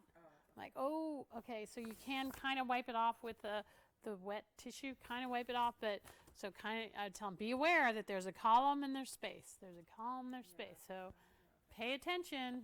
Oh, okay. But, sixth graders are pretty good about heeding your advice. So, and this, another one is do not put this down the sink. It's just really bad. So you really have to wipe this one out, and the paintbrushes. If you don't have a lot of these, because most of the time schools might not have a lot of these, you could put like one at each table. They can use the tempera brushes as well, but it just takes a little bit longer. But yeah. And then seal it up, because they use this in 6th, 7th, and 8th grade have projects. So if you're doing it around the same time, someone could use it, but that never seemed to happen to me. So okay. So that's that one now. Oh, Chagall. Okay. So this is Chagall's, and this is a stained glass window, and this is in the Art Institute in Chicago, and I actually saw this past year, and it's a giant thing. Like if you're standing there, you're just like one little person there. So it's a big, giant stained glass window, and Chagall made this for the bicentennial in 1976 and gave it to the United States, thanking the United States for, he was from France, and thanking them for all their help during the World War I and World War II. So this was his gift to the country, and it kind of tells a story. And I often have a kid come up and say, well, what do you think is going on here? And like maybe from where you're sitting, you're like, I can't see anything. But if you come up close, you can see like there's a person there. There looks like maybe is that an angel, or is that someone with a looking a periscope, looking at something? This looks like it might be a violin. So there's a whole story, and I asked them to make up a story. If you look closely here, it looks like there's a city here, and that's maybe his home. So the stained glass window is telling a story of something that's going on. It's kind of up to you to interpret that and to see what you think might be going on. So what I'm going to have, so then I also tell them that the stained glass windows is an ancient art where people would make the windows, and they put different colored glass together to make a picture. So it's kind of like a collage. So each piece here is a separate piece of glass that's put together with a piece of lead, and then it's kind of soldered in there. So this is many, many, many pieces of glass put together, different color glass, to make this look like this. And then on top of the glass, they painted, like a lot of the black details are painted on top of the glass. And these were, like you might see those, I don't know, does St. Dunstan's have stained glass? I'm not sure. I think so. Yeah, see, I'm not sure. But so to make them aware that a lot of churches have that, and if peek in there before you do the lesson, you can say, like in our church, we have stained glass windows, and that's how these are made. They're made out of lots of tiny little pieces of glass. And I always tell the kids that when you go to high school, you usually have to pick a fine art to do, either clay or drawing, and I had one kid that picked stained glass because he saw this. He thought this was going to be so great to do. I'm like, wow, okay. And he spent the whole year learning to do stained glass at his school. So I always kind of bring that up to them, is that in high school you get to pick one of these areas. So think about what you like and what you think you might be able to do. So this is one Chagall. You might also have this painting, this print of Chagall, because they used this before. So if you have this, I always like to show this, that Chagall was also known for his painting as well, and he painted lots of different, he was a very talented person in all sorts of areas, and he used a lot of bright colors, and this could almost look like a stained glass because each piece is very defined with his colors. It wasn't like blending all together. So on this one, what we're going to do is I'm just going to show you how to do this. So this one we're going to make, each kid is going to make a little stained glass window. So there's a template. So there's a template that's basically this rectangle. So this one is like, okay, you guys got to pay attention because you're going to cut this wrong. So you have, what we're doing is we're cutting this frame that's going to frame the window.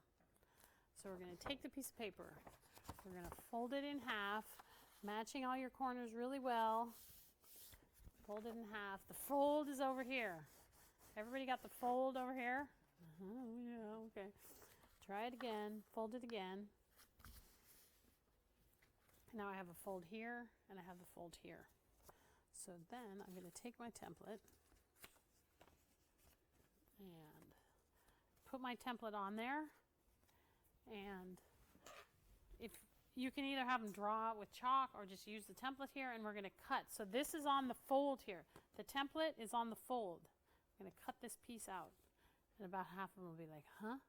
Like, you got to be sure it's on the fold. Is everybody really, really sure? Let me be sure it's right as I do this. And I've even stood up here and done it wrong myself, so it's like, okay, let's practice this.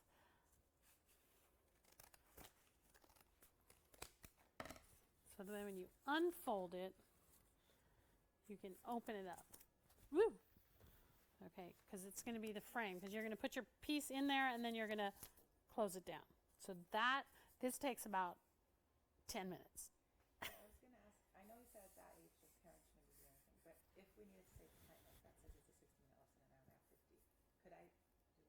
No, I would have them do this.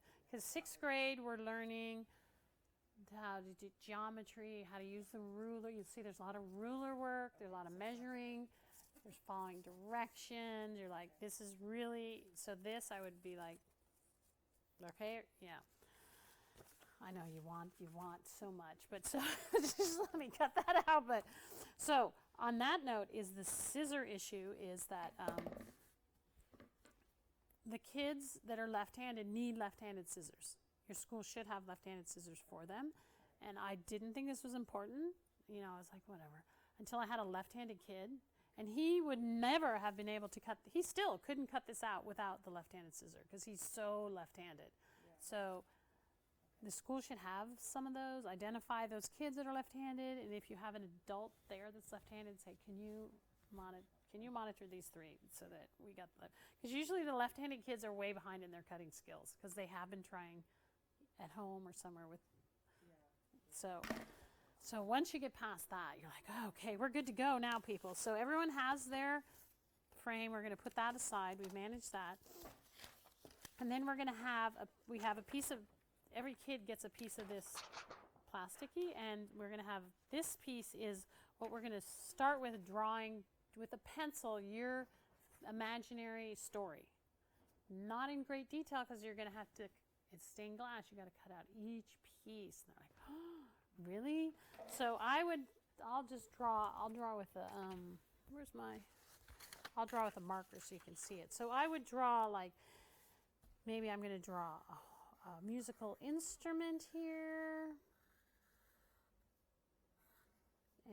draw.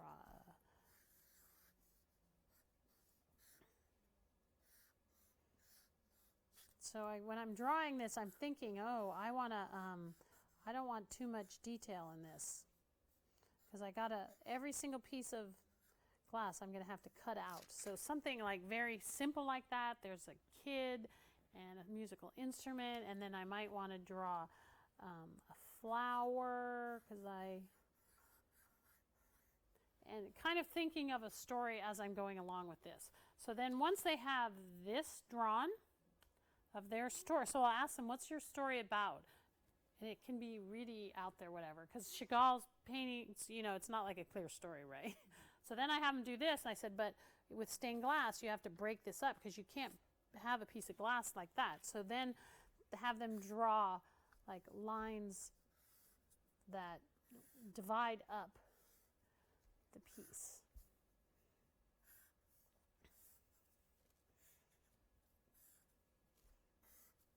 Like that, so it looks like it's stained glass.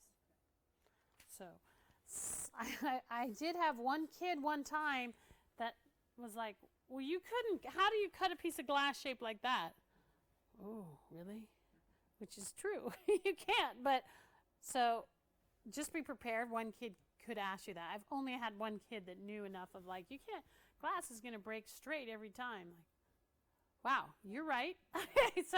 So you can tell them, well, you know what, this isn't real glass. If you were doing stained glass in high school, you wouldn't be doing it this hard. But be prepared. I was shocked when that kid. So then I have this drawn with paper on the paper.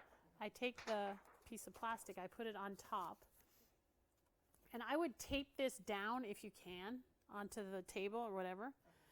And then I have them go and trace over the black lines because they should have permanent markers.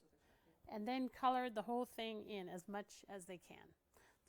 But remember that this whole shirt, you can't draw like polka dots on that because it would be one piece of glass. Right. So that's solid red. They color everything with Sharpies or just outline? The black is the permanent marker Sharpie. They probably have permanent marker of other colors. Yeah. Because they're drawing on the film, right? Right on the film. So they're making it like. So then once they're done with that, I would untape it. You can take that out, and we have our picture all drawn here. Like, let's say we had this. And then you mount it into your frame. And I would have like an area over here where we're going to do the mounting with a Q-tip and a little glue. So we just go in there and just a little bit, because you don't want to add the glue scene to this. Put that in there. And then glue this thing closed. And there we have the project. Now these, if you could hang them in the windows at school, because the sun comes through, because you probably can't even see what's going on there, right? It's like, okay, well, that's not so sensational. But when you hang these all in a window in a classroom and the sun comes in, then the kids really get the idea of a stained glass window and like, oh, wow. And you can even show them, like when you're doing one, I would show them like, oh, look, when it's up against the window, look at the colors that are coming through there. And you can see inside, like these stained glass windows were put in churches, and it might be very dark in the church because they didn't have electricity, they didn't have power. But the light would come through and you could really see the beautiful colors coming through. So once you show them that, then they really get the idea, and they really look cute mounted up there. So so this one, the key is the cutting that, yeah, that's a hard part. You can have all these cut out for them, and maybe there isn't even one for every kid, but you can have one at each table, and that's good. But just you gotta go like, okay, you guys. So you might, when a kid cuts it off, then you got to be ready to tape it back together, so their frame will tape. So. And maybe if in the end only one kid cut it off, then you can have them redo it with the one extra piece. But I wouldn't pass that out until I know how many are going to cut that up, because you could be doing a lot of that. So that one, not too hard. It's not too hard if you don't have too many people with you. It's fine. It'll work. So okay. So now Jacques Louis David. Okay, This is another one. They love this one, of course, because we got swords and sticks and spears, weeping women. You know, they got a good story going here. They really like this. You can tell them the whole story of this, and then one of these is the sisters, and two of them are going to live, and it's just like, oh my goodness, like a big drama going on there. So, yeah, exactly. It's the ancient soap opera. They like to hear the story about this, what we're get going. So that's a good. And you can point out, see, you know, we've the arches here. You can look into there, see the arches. Now, what part? Because we're going to do it. The project has arches. So what part is this? This is like the ceiling part, and this is the front part. And see, because we're looking at an angle, we don't see it on the other side.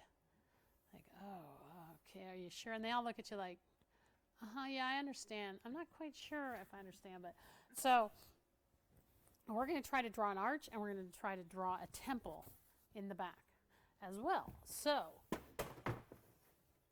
it has two steps to it. So what I'm going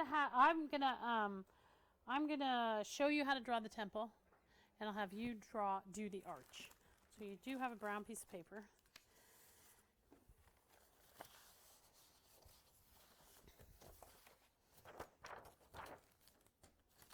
So this one, it takes this again, we're back to the ruler because we're in 6th grade and we're trying to figure out how this ruler thing works and how things are in proportion, and we're learning from our mistakes, but it's good. So, okay, so this piece, draw the horizontal line 4 inches down from the, okay, so I'm going to draw it with this so you can see it and so we can see it on the video. So on the piece of paper, you're going to measure down 4 inches and draw a horizontal line. So you got to measure down 2 different spots to make that line, which we hopefully have learned.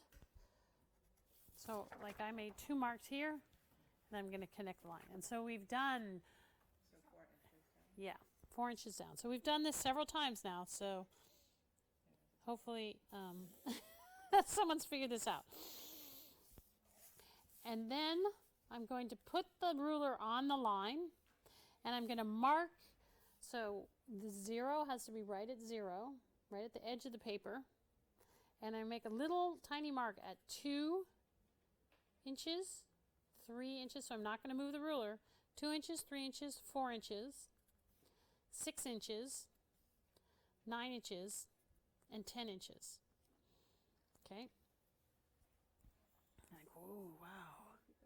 Okay, no, that's good. 2, 3, 4, 6, 9, and 10.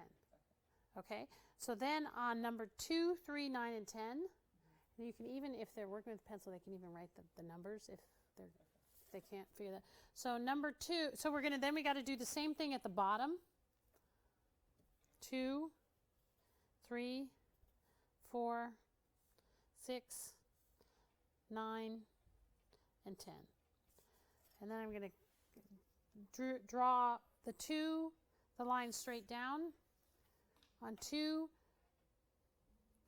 3, 9, and 10. So we've come up with something like that.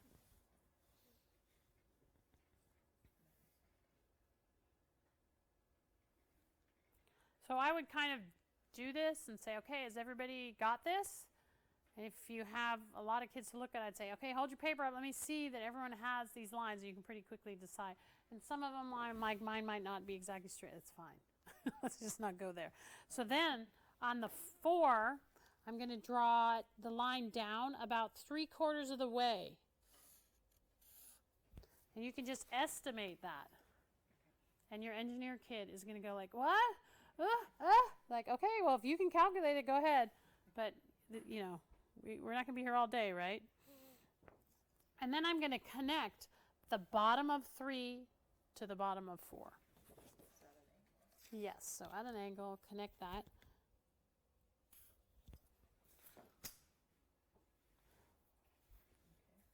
Okay, and then we're going to get the compass. And it's like, whoa. So I don't recommend handing out the compasses until you're at this point because they're stabbing each other, they're fooling with them.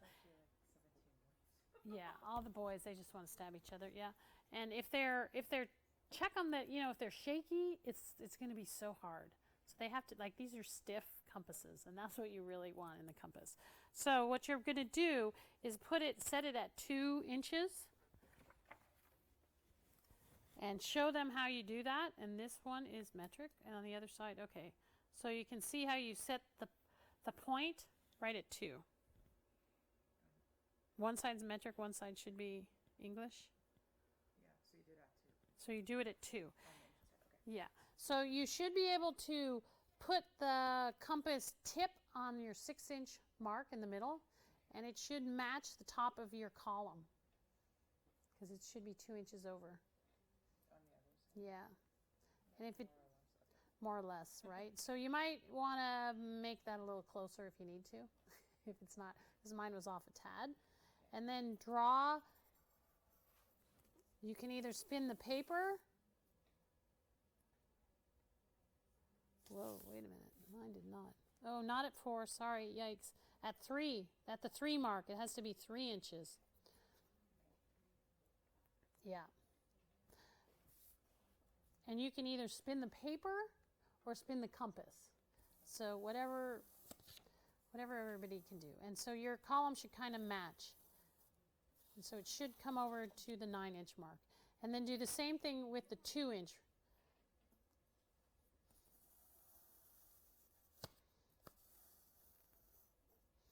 And they okay, so I'm going to just go over it with the marker so you can see.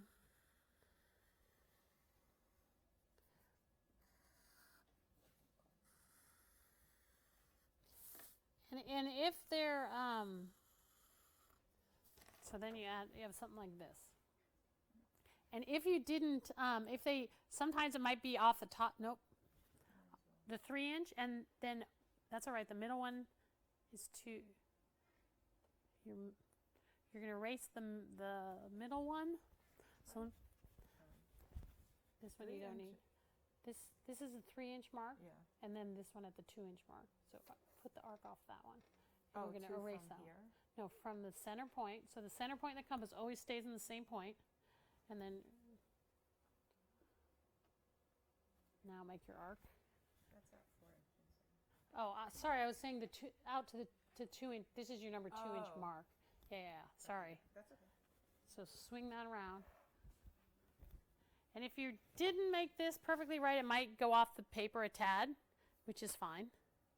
No, it's Some kids go off and some don't. So which one do I need to erase? So the inside circle you'll erase. The smallest one. That one. Yeah. So then what we're going to do to make it look like it has depth. So we're drawing this. See, we've done this. We're doing the 2 columns. We've done this. So to make it depth, we're going to draw an arc like that. But we're just going to freehand that. And so I'd show them how to do that. So that comes off the 4-inch one, the 4-inch dimension right there. And I'm going to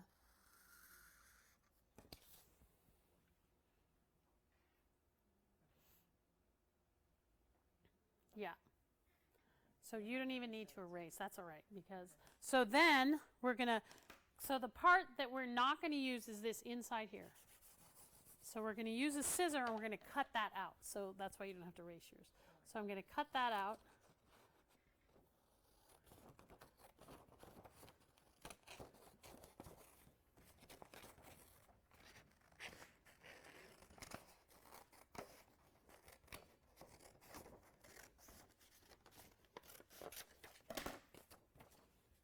And I'm going to draw the this part, I'm just going to color that. That's going to be a shadow. So I'm just going to draw that.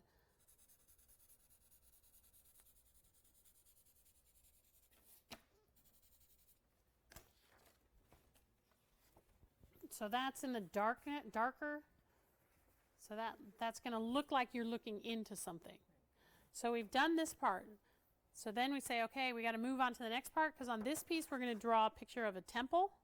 And then they can come back and put designs and whatever if they want, if they get that far. Or so I wouldn't have them do that now, because then they might never get the temple. So we've got this piece over here. I'm going to save that piece. Then I'll just show you how you draw the temple. again, it's a measuring one. So sixth graders are like, oh, they should be getting good at this now. They're like, okay, I get it.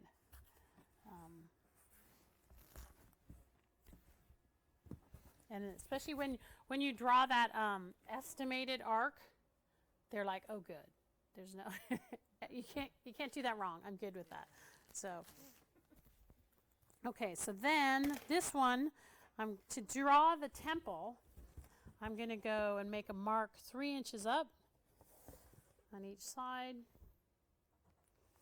and draw. And there's how to draw a temple cheat sheet that you're going to want to have. And you might even want to give that to them, because some kids might be like, okay, keep talking, I'm just going to do it off this. And yeah, so here, let me give you one while I'm doing this so you can see what I'm talking about. Because I'm looking at it as I go, and this is like the 500th time I've drawn this temple. So then I draw in the middle, I draw a line 2 inches up. So we've got that, and these are my 2 vanishing points because it's going to vanish in both directions. So I'm going to draw this. So they would draw all this with pencil. I'm just doing it so you can see what I'm drawing.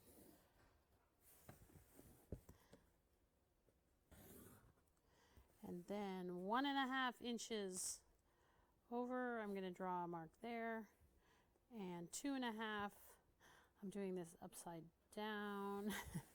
So 1.5 inches over, you draw a line, and 2.5 inches over, you draw another line. So you can see that's going to be your temple there. And so then you draw a dot up there, and that's going to be your pediment. And try to make the top of the pediment is going to vanish off the vanishing point. So here's your temple here.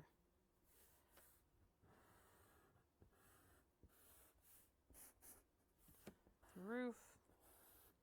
So once they have that, they can draw if everything has to go off the vanishing point. So the frieze up there has to go off the vanishing point on this side. And if it's on this side, it goes off this vanishing point. And then their columns, they can draw with their ruler their columns.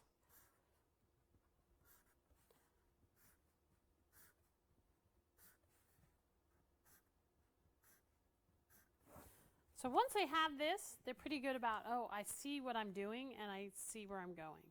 Some kids, most of them can see this fairly quickly. If they can't see it, I suggest showing them how to erase off these lines that are taking them to nowhere. And then they're like, oh, that's all that's left. Okay. And so it's all off this vanishing point, all the lines, or it's parallel to that line. Those are the only lines that they can do. So then once they have that drawn, so you'd finish that up, you can put some stairs on there. Then you're going to glue this on to here. On this piece of paper, the line, when they do this 2-inch line in the middle, if they do it, the only thing that they can really screw it up is if they do it too far over to one side. Because you don't give a measurement, you're just like, okay, in the middle. Sometimes it's too far off. And then they go to do this and it's like, oh, you can't see it. So you could just like, okay, you know what, we're just going to shift that over and cut that part off, you know. So it's easy to shift it, but once they've started, you don't want to restart them, and you're like, okay, just we can line up your temple through the arch. Yeah, it doesn't matter. And I have seen ones that are kind of like that, and you're like, oh, well, just kind of shift, you know, just kind of move it in. So there is some give. There's some mercy there. So this one you can see this is going to take a minute to get going. And once they've done this, say I've got that, okay, then, you know, some kids have time to draw lines. I'll show you the samples. And I like this because it gives some kids can go for as long as you want, and some kids are like, oh my gosh, can I just get my temple going? This one, you know, had time to go back, and they have they even were able to put steps on there, you know, so this is a sixth graders, so they can do this. Yeah, they can really do this. So it's a good one. They all kind of look the same in the end. Yeah. So I kinda like the gray paper. I think it comes with gray paper. I think it does. It looks good when they put a little background just to show where we are.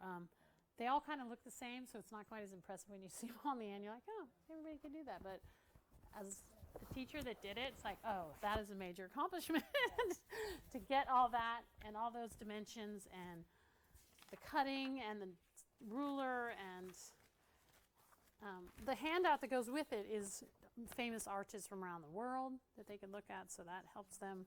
You can talk about where is there an arch in our neighborhood? Is there an arch, at the train station? Or, now they're aware, though. They probably never noticed there was arches anywhere, so now you can look those up and see what's out there. Okay, so we'll put this one back in there. And we got 2 more to go. We got time. Okay, so this one we're going to draw. So you have a piece of paper there, I think, right? One more piece of paper? Yeah. Okay, so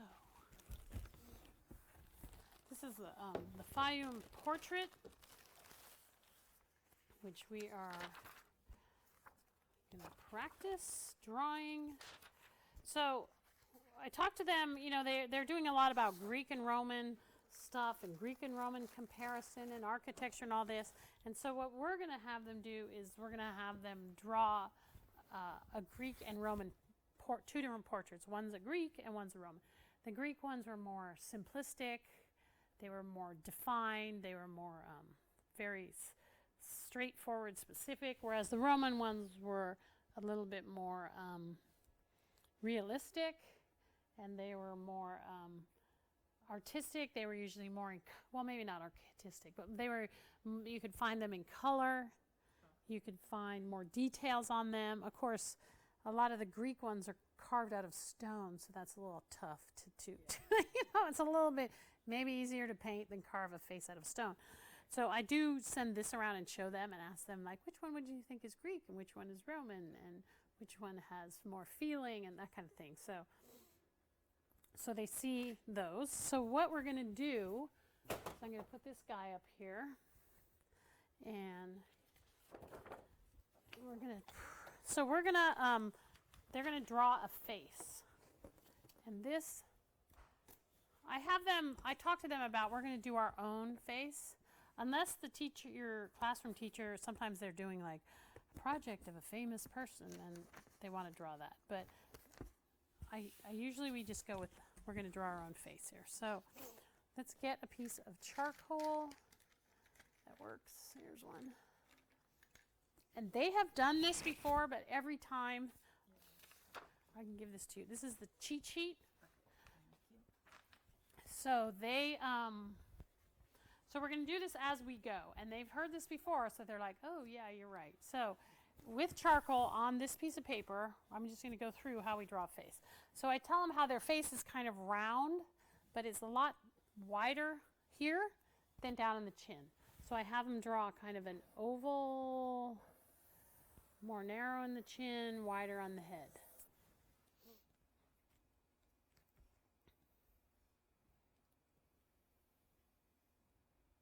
And then I have them light with the charcoal, draw a straight line down, and a straight line halfway down, straight down the center and halfway down the face.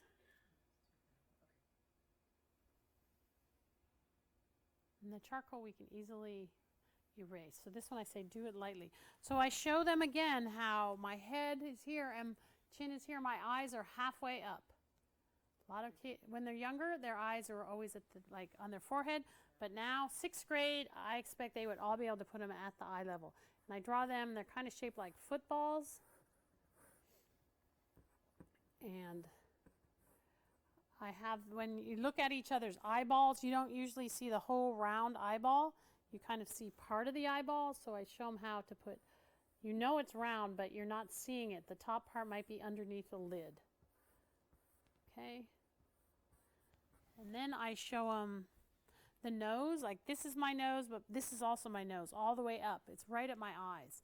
So, and they're all sitting there like, oh yeah, you're right. So starting at your eye, I'm going to draw something that looks like a 7. So I'm going to start at upside down 7. I'm going to start at the eyes and draw a nose, but start all the way up at the eyes. Yep. And then from the eyes, I go all the way over, I hit the ears. So that's the center of the ears. So I'm going to put the ears here. And even if a self-portrait, if you have your hair hanging down over your ears, you still have ears there, right? So in 6th grade, they still want to draw the view from this way of the ear, so the ears are sticking out like that. You say, you don't see that. You see kind of a side, you just kind of see it like this on the ears. They're like, yeah, you're right. Okay, let me see how to do that. So most of them will comply to that and say, yeah, you're right. And then I tell them, like, the neck. Instead, we don't want a little pencil neck. My neck goes all the way up. Oh, it starts at my ear, actually.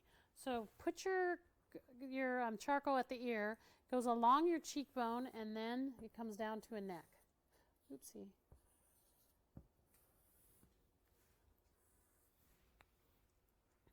And that looks like that neck could actually hold that head up. And if you look on TV, if you see like football players, they have a big thick neck and their neck is almost straight down. And they're like, really? But then they look and they're like, oh yeah, you're right. It's almost straight down. So then we're going to put the mouth halfway between the bottom of the nose and the chin. And it kind of is like a mountain range.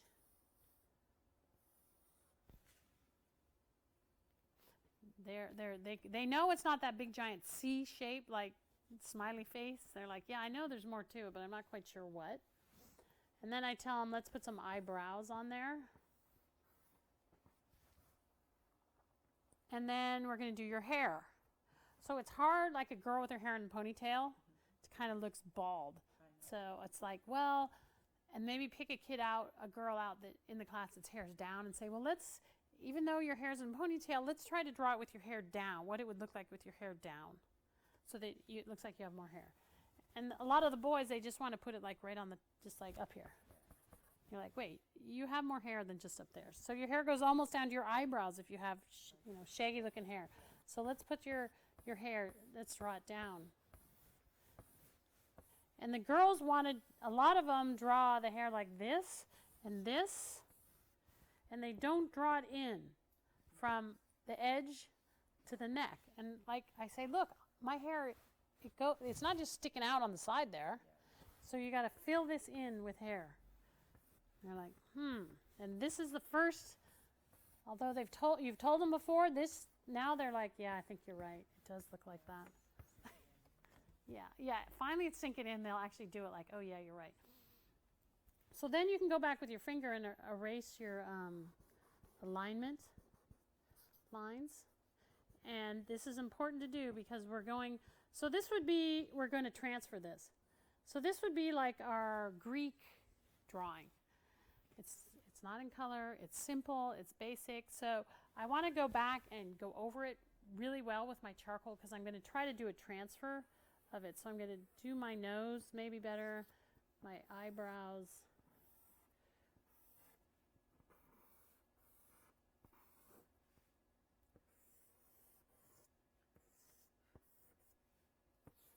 And you don't have to go over every single thing, but as you see when you transfer it, you're going to want to like have your jawbone going.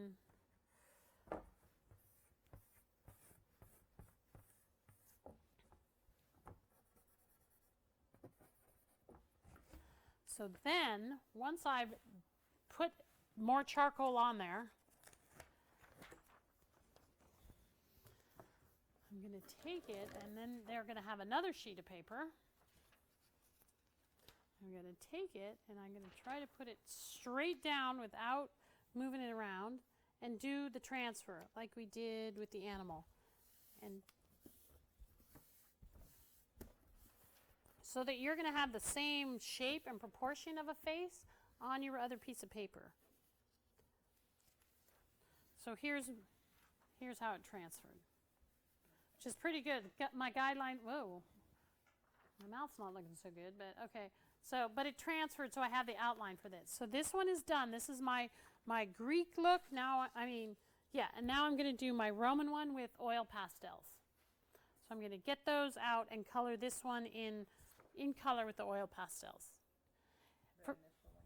No, this one is going to be my Greek, and so we're going to have, what we're going to do in the end is we're going to mount the two on one piece of paper together, our Greek and Roman. So when I do this, so then I'm going to color this in with my oil pastels. A tip for the oil pastels is for the kids to get the skin text tone, I have them practice on their hand, and I say pick out 3 colors. And of course they're always like, okay, well I'm white, so I'm going to start with white. And you draw that, and it's like, that's not what your color is. Oh wow, okay, so I need some more color. So maybe I need to add a little red. Okay, now I'm pink. Maybe I need to add a little brown, maybe a little orange. So I tell them let's start with 3 colors. It doesn't have to be 3, but that's just a way to get them going. Pick out 3 colors that you think your skin tone is going to be right, and try to add and try to mix the 3 on your hand to get. And then once you get the 3 colors, you're like, oh, okay. So these are the 3. What did I get? Brown, white, and red. So those are the 3 colors I'm going to try to do my face with. So that just gets them all started, so they don't have, so they can get going. Let's start moving. So then you have your colored one, your black and white one, and you can mount them side by side on the paper. And this is a cute one. It's a self-portrait in 6th grade. It's a lot different than the self-portrait they may have done when they were cute little 2nd graders. So it's interesting to see what they think they look like. When they're doing a self-portrait, I say the self-portrait is what you look like today. So if you have pink hair today, you can draw pink hair, but if your hair's not pink today, it cannot be pink. Because I didn't say that kind of thing one time, and it was just like totally out of control, spiked hair and pierced nose and all. I'm like, oh, we're not sending this home as for the open house of my self-portrait. So, also one thing is if you have kids in the class with glasses, the glasses is part of them as their face. So I should have said when I was drawing this, when I was at this point, now if you have glasses, this is how we're going to put the glasses on there. Because especially starting at 6th grade, they might be self-conscious of their glasses or whatever. So I just say, just like ears, eyes, nose, glasses, put those on there, and we're good to go. So try to include the glasses. So that is your portrait. This one, the kids love this one, the parents love this one, the teacher, if they're doing like essays about themselves or anything like that. So you can tell the teacher this week we're going to do the self-portraits if they're writing poems about themselves or something. So,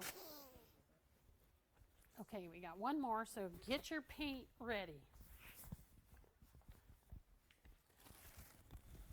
So this one, and this one is painted by a woman, so I always try to tell the kids if it's a man or a woman so that we can try to represent everybody. And this one, Sonia Delaunay, and I always have to look which is the top, because this is another one that you could just easily show it like this. So we got to put that one, check which way we're doing that one. And this lady was this is at the Museum of Modern Art in Paris. So when you guys go to Paris, you're going to want to go to the Modern Art Museum and see one of these. And if you look up on here, in here there's always a picture of the artist that I like to show the kids, because I don't know if hers, because she was really, wow, she was her own person, man. And whenever you look up pictures of her, she's always wearing let's see if I can see artist. Biography. Is there a picture of her? It's a painting. But if you look up online, you can show them a picture. And she always is wearing crazy coats and stuff. And she had a car painted all crazy. And she just really liked all the color aspect that's going on. So this one, actually we don't have to do it. I'm going to show you the demo so you don't have to do it yourself. But because we need all clean paint and all that. So this one so each kid needs their own palette on this one. And this one, what they're going to do is they're going to be painting these circles. But she was, as wacky as she came across, she was very structured in her painting. And so she, like this one, she liked to repeat like the same color. This one, I repeated this one 3 times. This one, you know, she had these rules in her mind that she made for her paintings that when you and I look at it, we might not notice that, but that kind of gives a structure to her paintings. So for the kids, there's a list of things that I would put on the board here. These are the list of things that I want you to do when you paint this. We're not just painting circles. And one is to draw 7 circles. And so you can paint one inside another or all over. So you're going to use your ruler. You're going to have 7 circles. You're going to make 2 separate circles concentric. Like, oh, concentric. Now, what exactly concentric? Okay, so that means they have the same center. So these would be concentric. So you're going to have 2 are going to have concentric. 2 circles are going to be overlapping. Like, okay, what is overlapping? Okay. Make 1 circle very large. Make 1 circle go off the edge of the paper. Okay, so that's the structure. That's the structure of it. Yeah, like, so there's a plan. Then we're gonna. Okay, so we've got the plan where we've drawn them out with our compass, and so they kind of tick off. Did you do each one of these things? Okay, so then when we paint them, we want to repeat 2 intense hues at least 3 times. So 3 times 2 hues. Okay. Paint both a tint and a shade of at least 1 hue.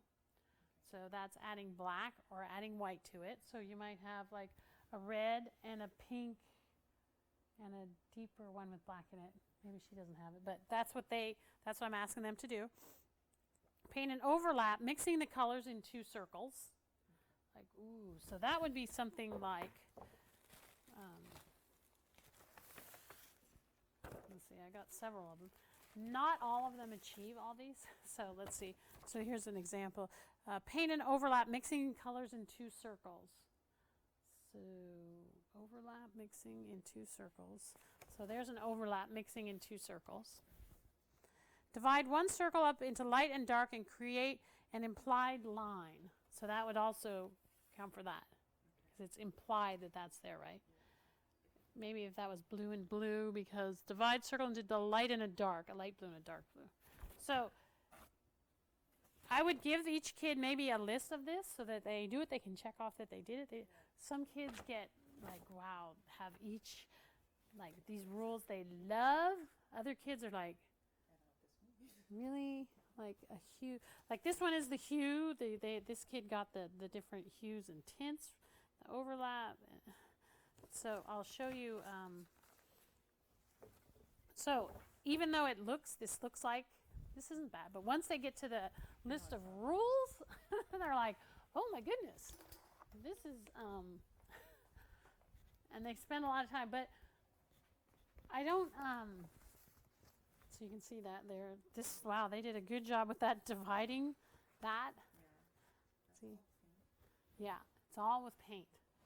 So so there's going to be a lot of mixing the colors because we don't have that many paints on your palette. So you're going to have to find different shades, concentric circles, divided, all those words they have to use, thinking ahead, using the compass, the aspect of it going off the page. Some kids are like, I don't like it off the page. So I'm like, this one wanted it all on the page. And that's kind of a 6th grade thing. At 6th grade, they should be making the break that off the page is nothing, but some kids you'll see will not do that. So with this one, part of the project is to when you let it dry, cut it out and mount it on another piece of paper. They really don't have time to do that because it's not dry enough, and then they start to lose it. So I would say, okay, this is okay. The parents can, when they're done, the parents cut it out. So you might say, as soon as you're done, we're going to cut this. You guys go back to class, and I'll cut this out and mount it for you. So what color paper do you want to mount it on? Because it comes with a variety of different colors. Which colors do you want? Okay, can you mount mine in pink? Okay, leave it there with your pink paper. You go. And then the parents can let it dry a little bit more or try to, they can cut the wet. They cannot cut the wet. Don't even. And some kid like this one is all one piece. It's like, oh, that's easy. This one is not one piece. So this one is a little like, but if they laid it out on their paper like this, I would try to mount it exactly like that. You know, like don't put this down there. So it is a little. Do you think the teacher will allow them to have time the next day to do it themselves, or is it better if parents do that first? They could, you know, like a lot of teachers are like, I got 20 minutes on Friday afternoons. If you have extra stuff like this, bring that in there. Or even that the Egyptian one where they do a lot of felt pen. A lot of times the teacher like, you can ask her, can they use this as their, you know, they have extra time. Or a lot of teachers have like, well, I have 10 minutes after recess quiet time. They can do their felt pen or something like that. So ask your teacher that, because that's definitely, and this is another one that's really cute. If you mount all these together into one big thing, it's like, wow, those are really cool. And not even so much one like this, but even if you, you know, stagger them so that it's all the balls bouncing around, and it's like, wow. And if you knew how hard this was to get to paint, you know, following these rules, it's a lot harder than you think. Yeah. So, But it's really cute with end result. and they're very focused on this one, and they're okay. Because of the rules, it keeps Yeah. them focused, otherwise it might get. Yeah.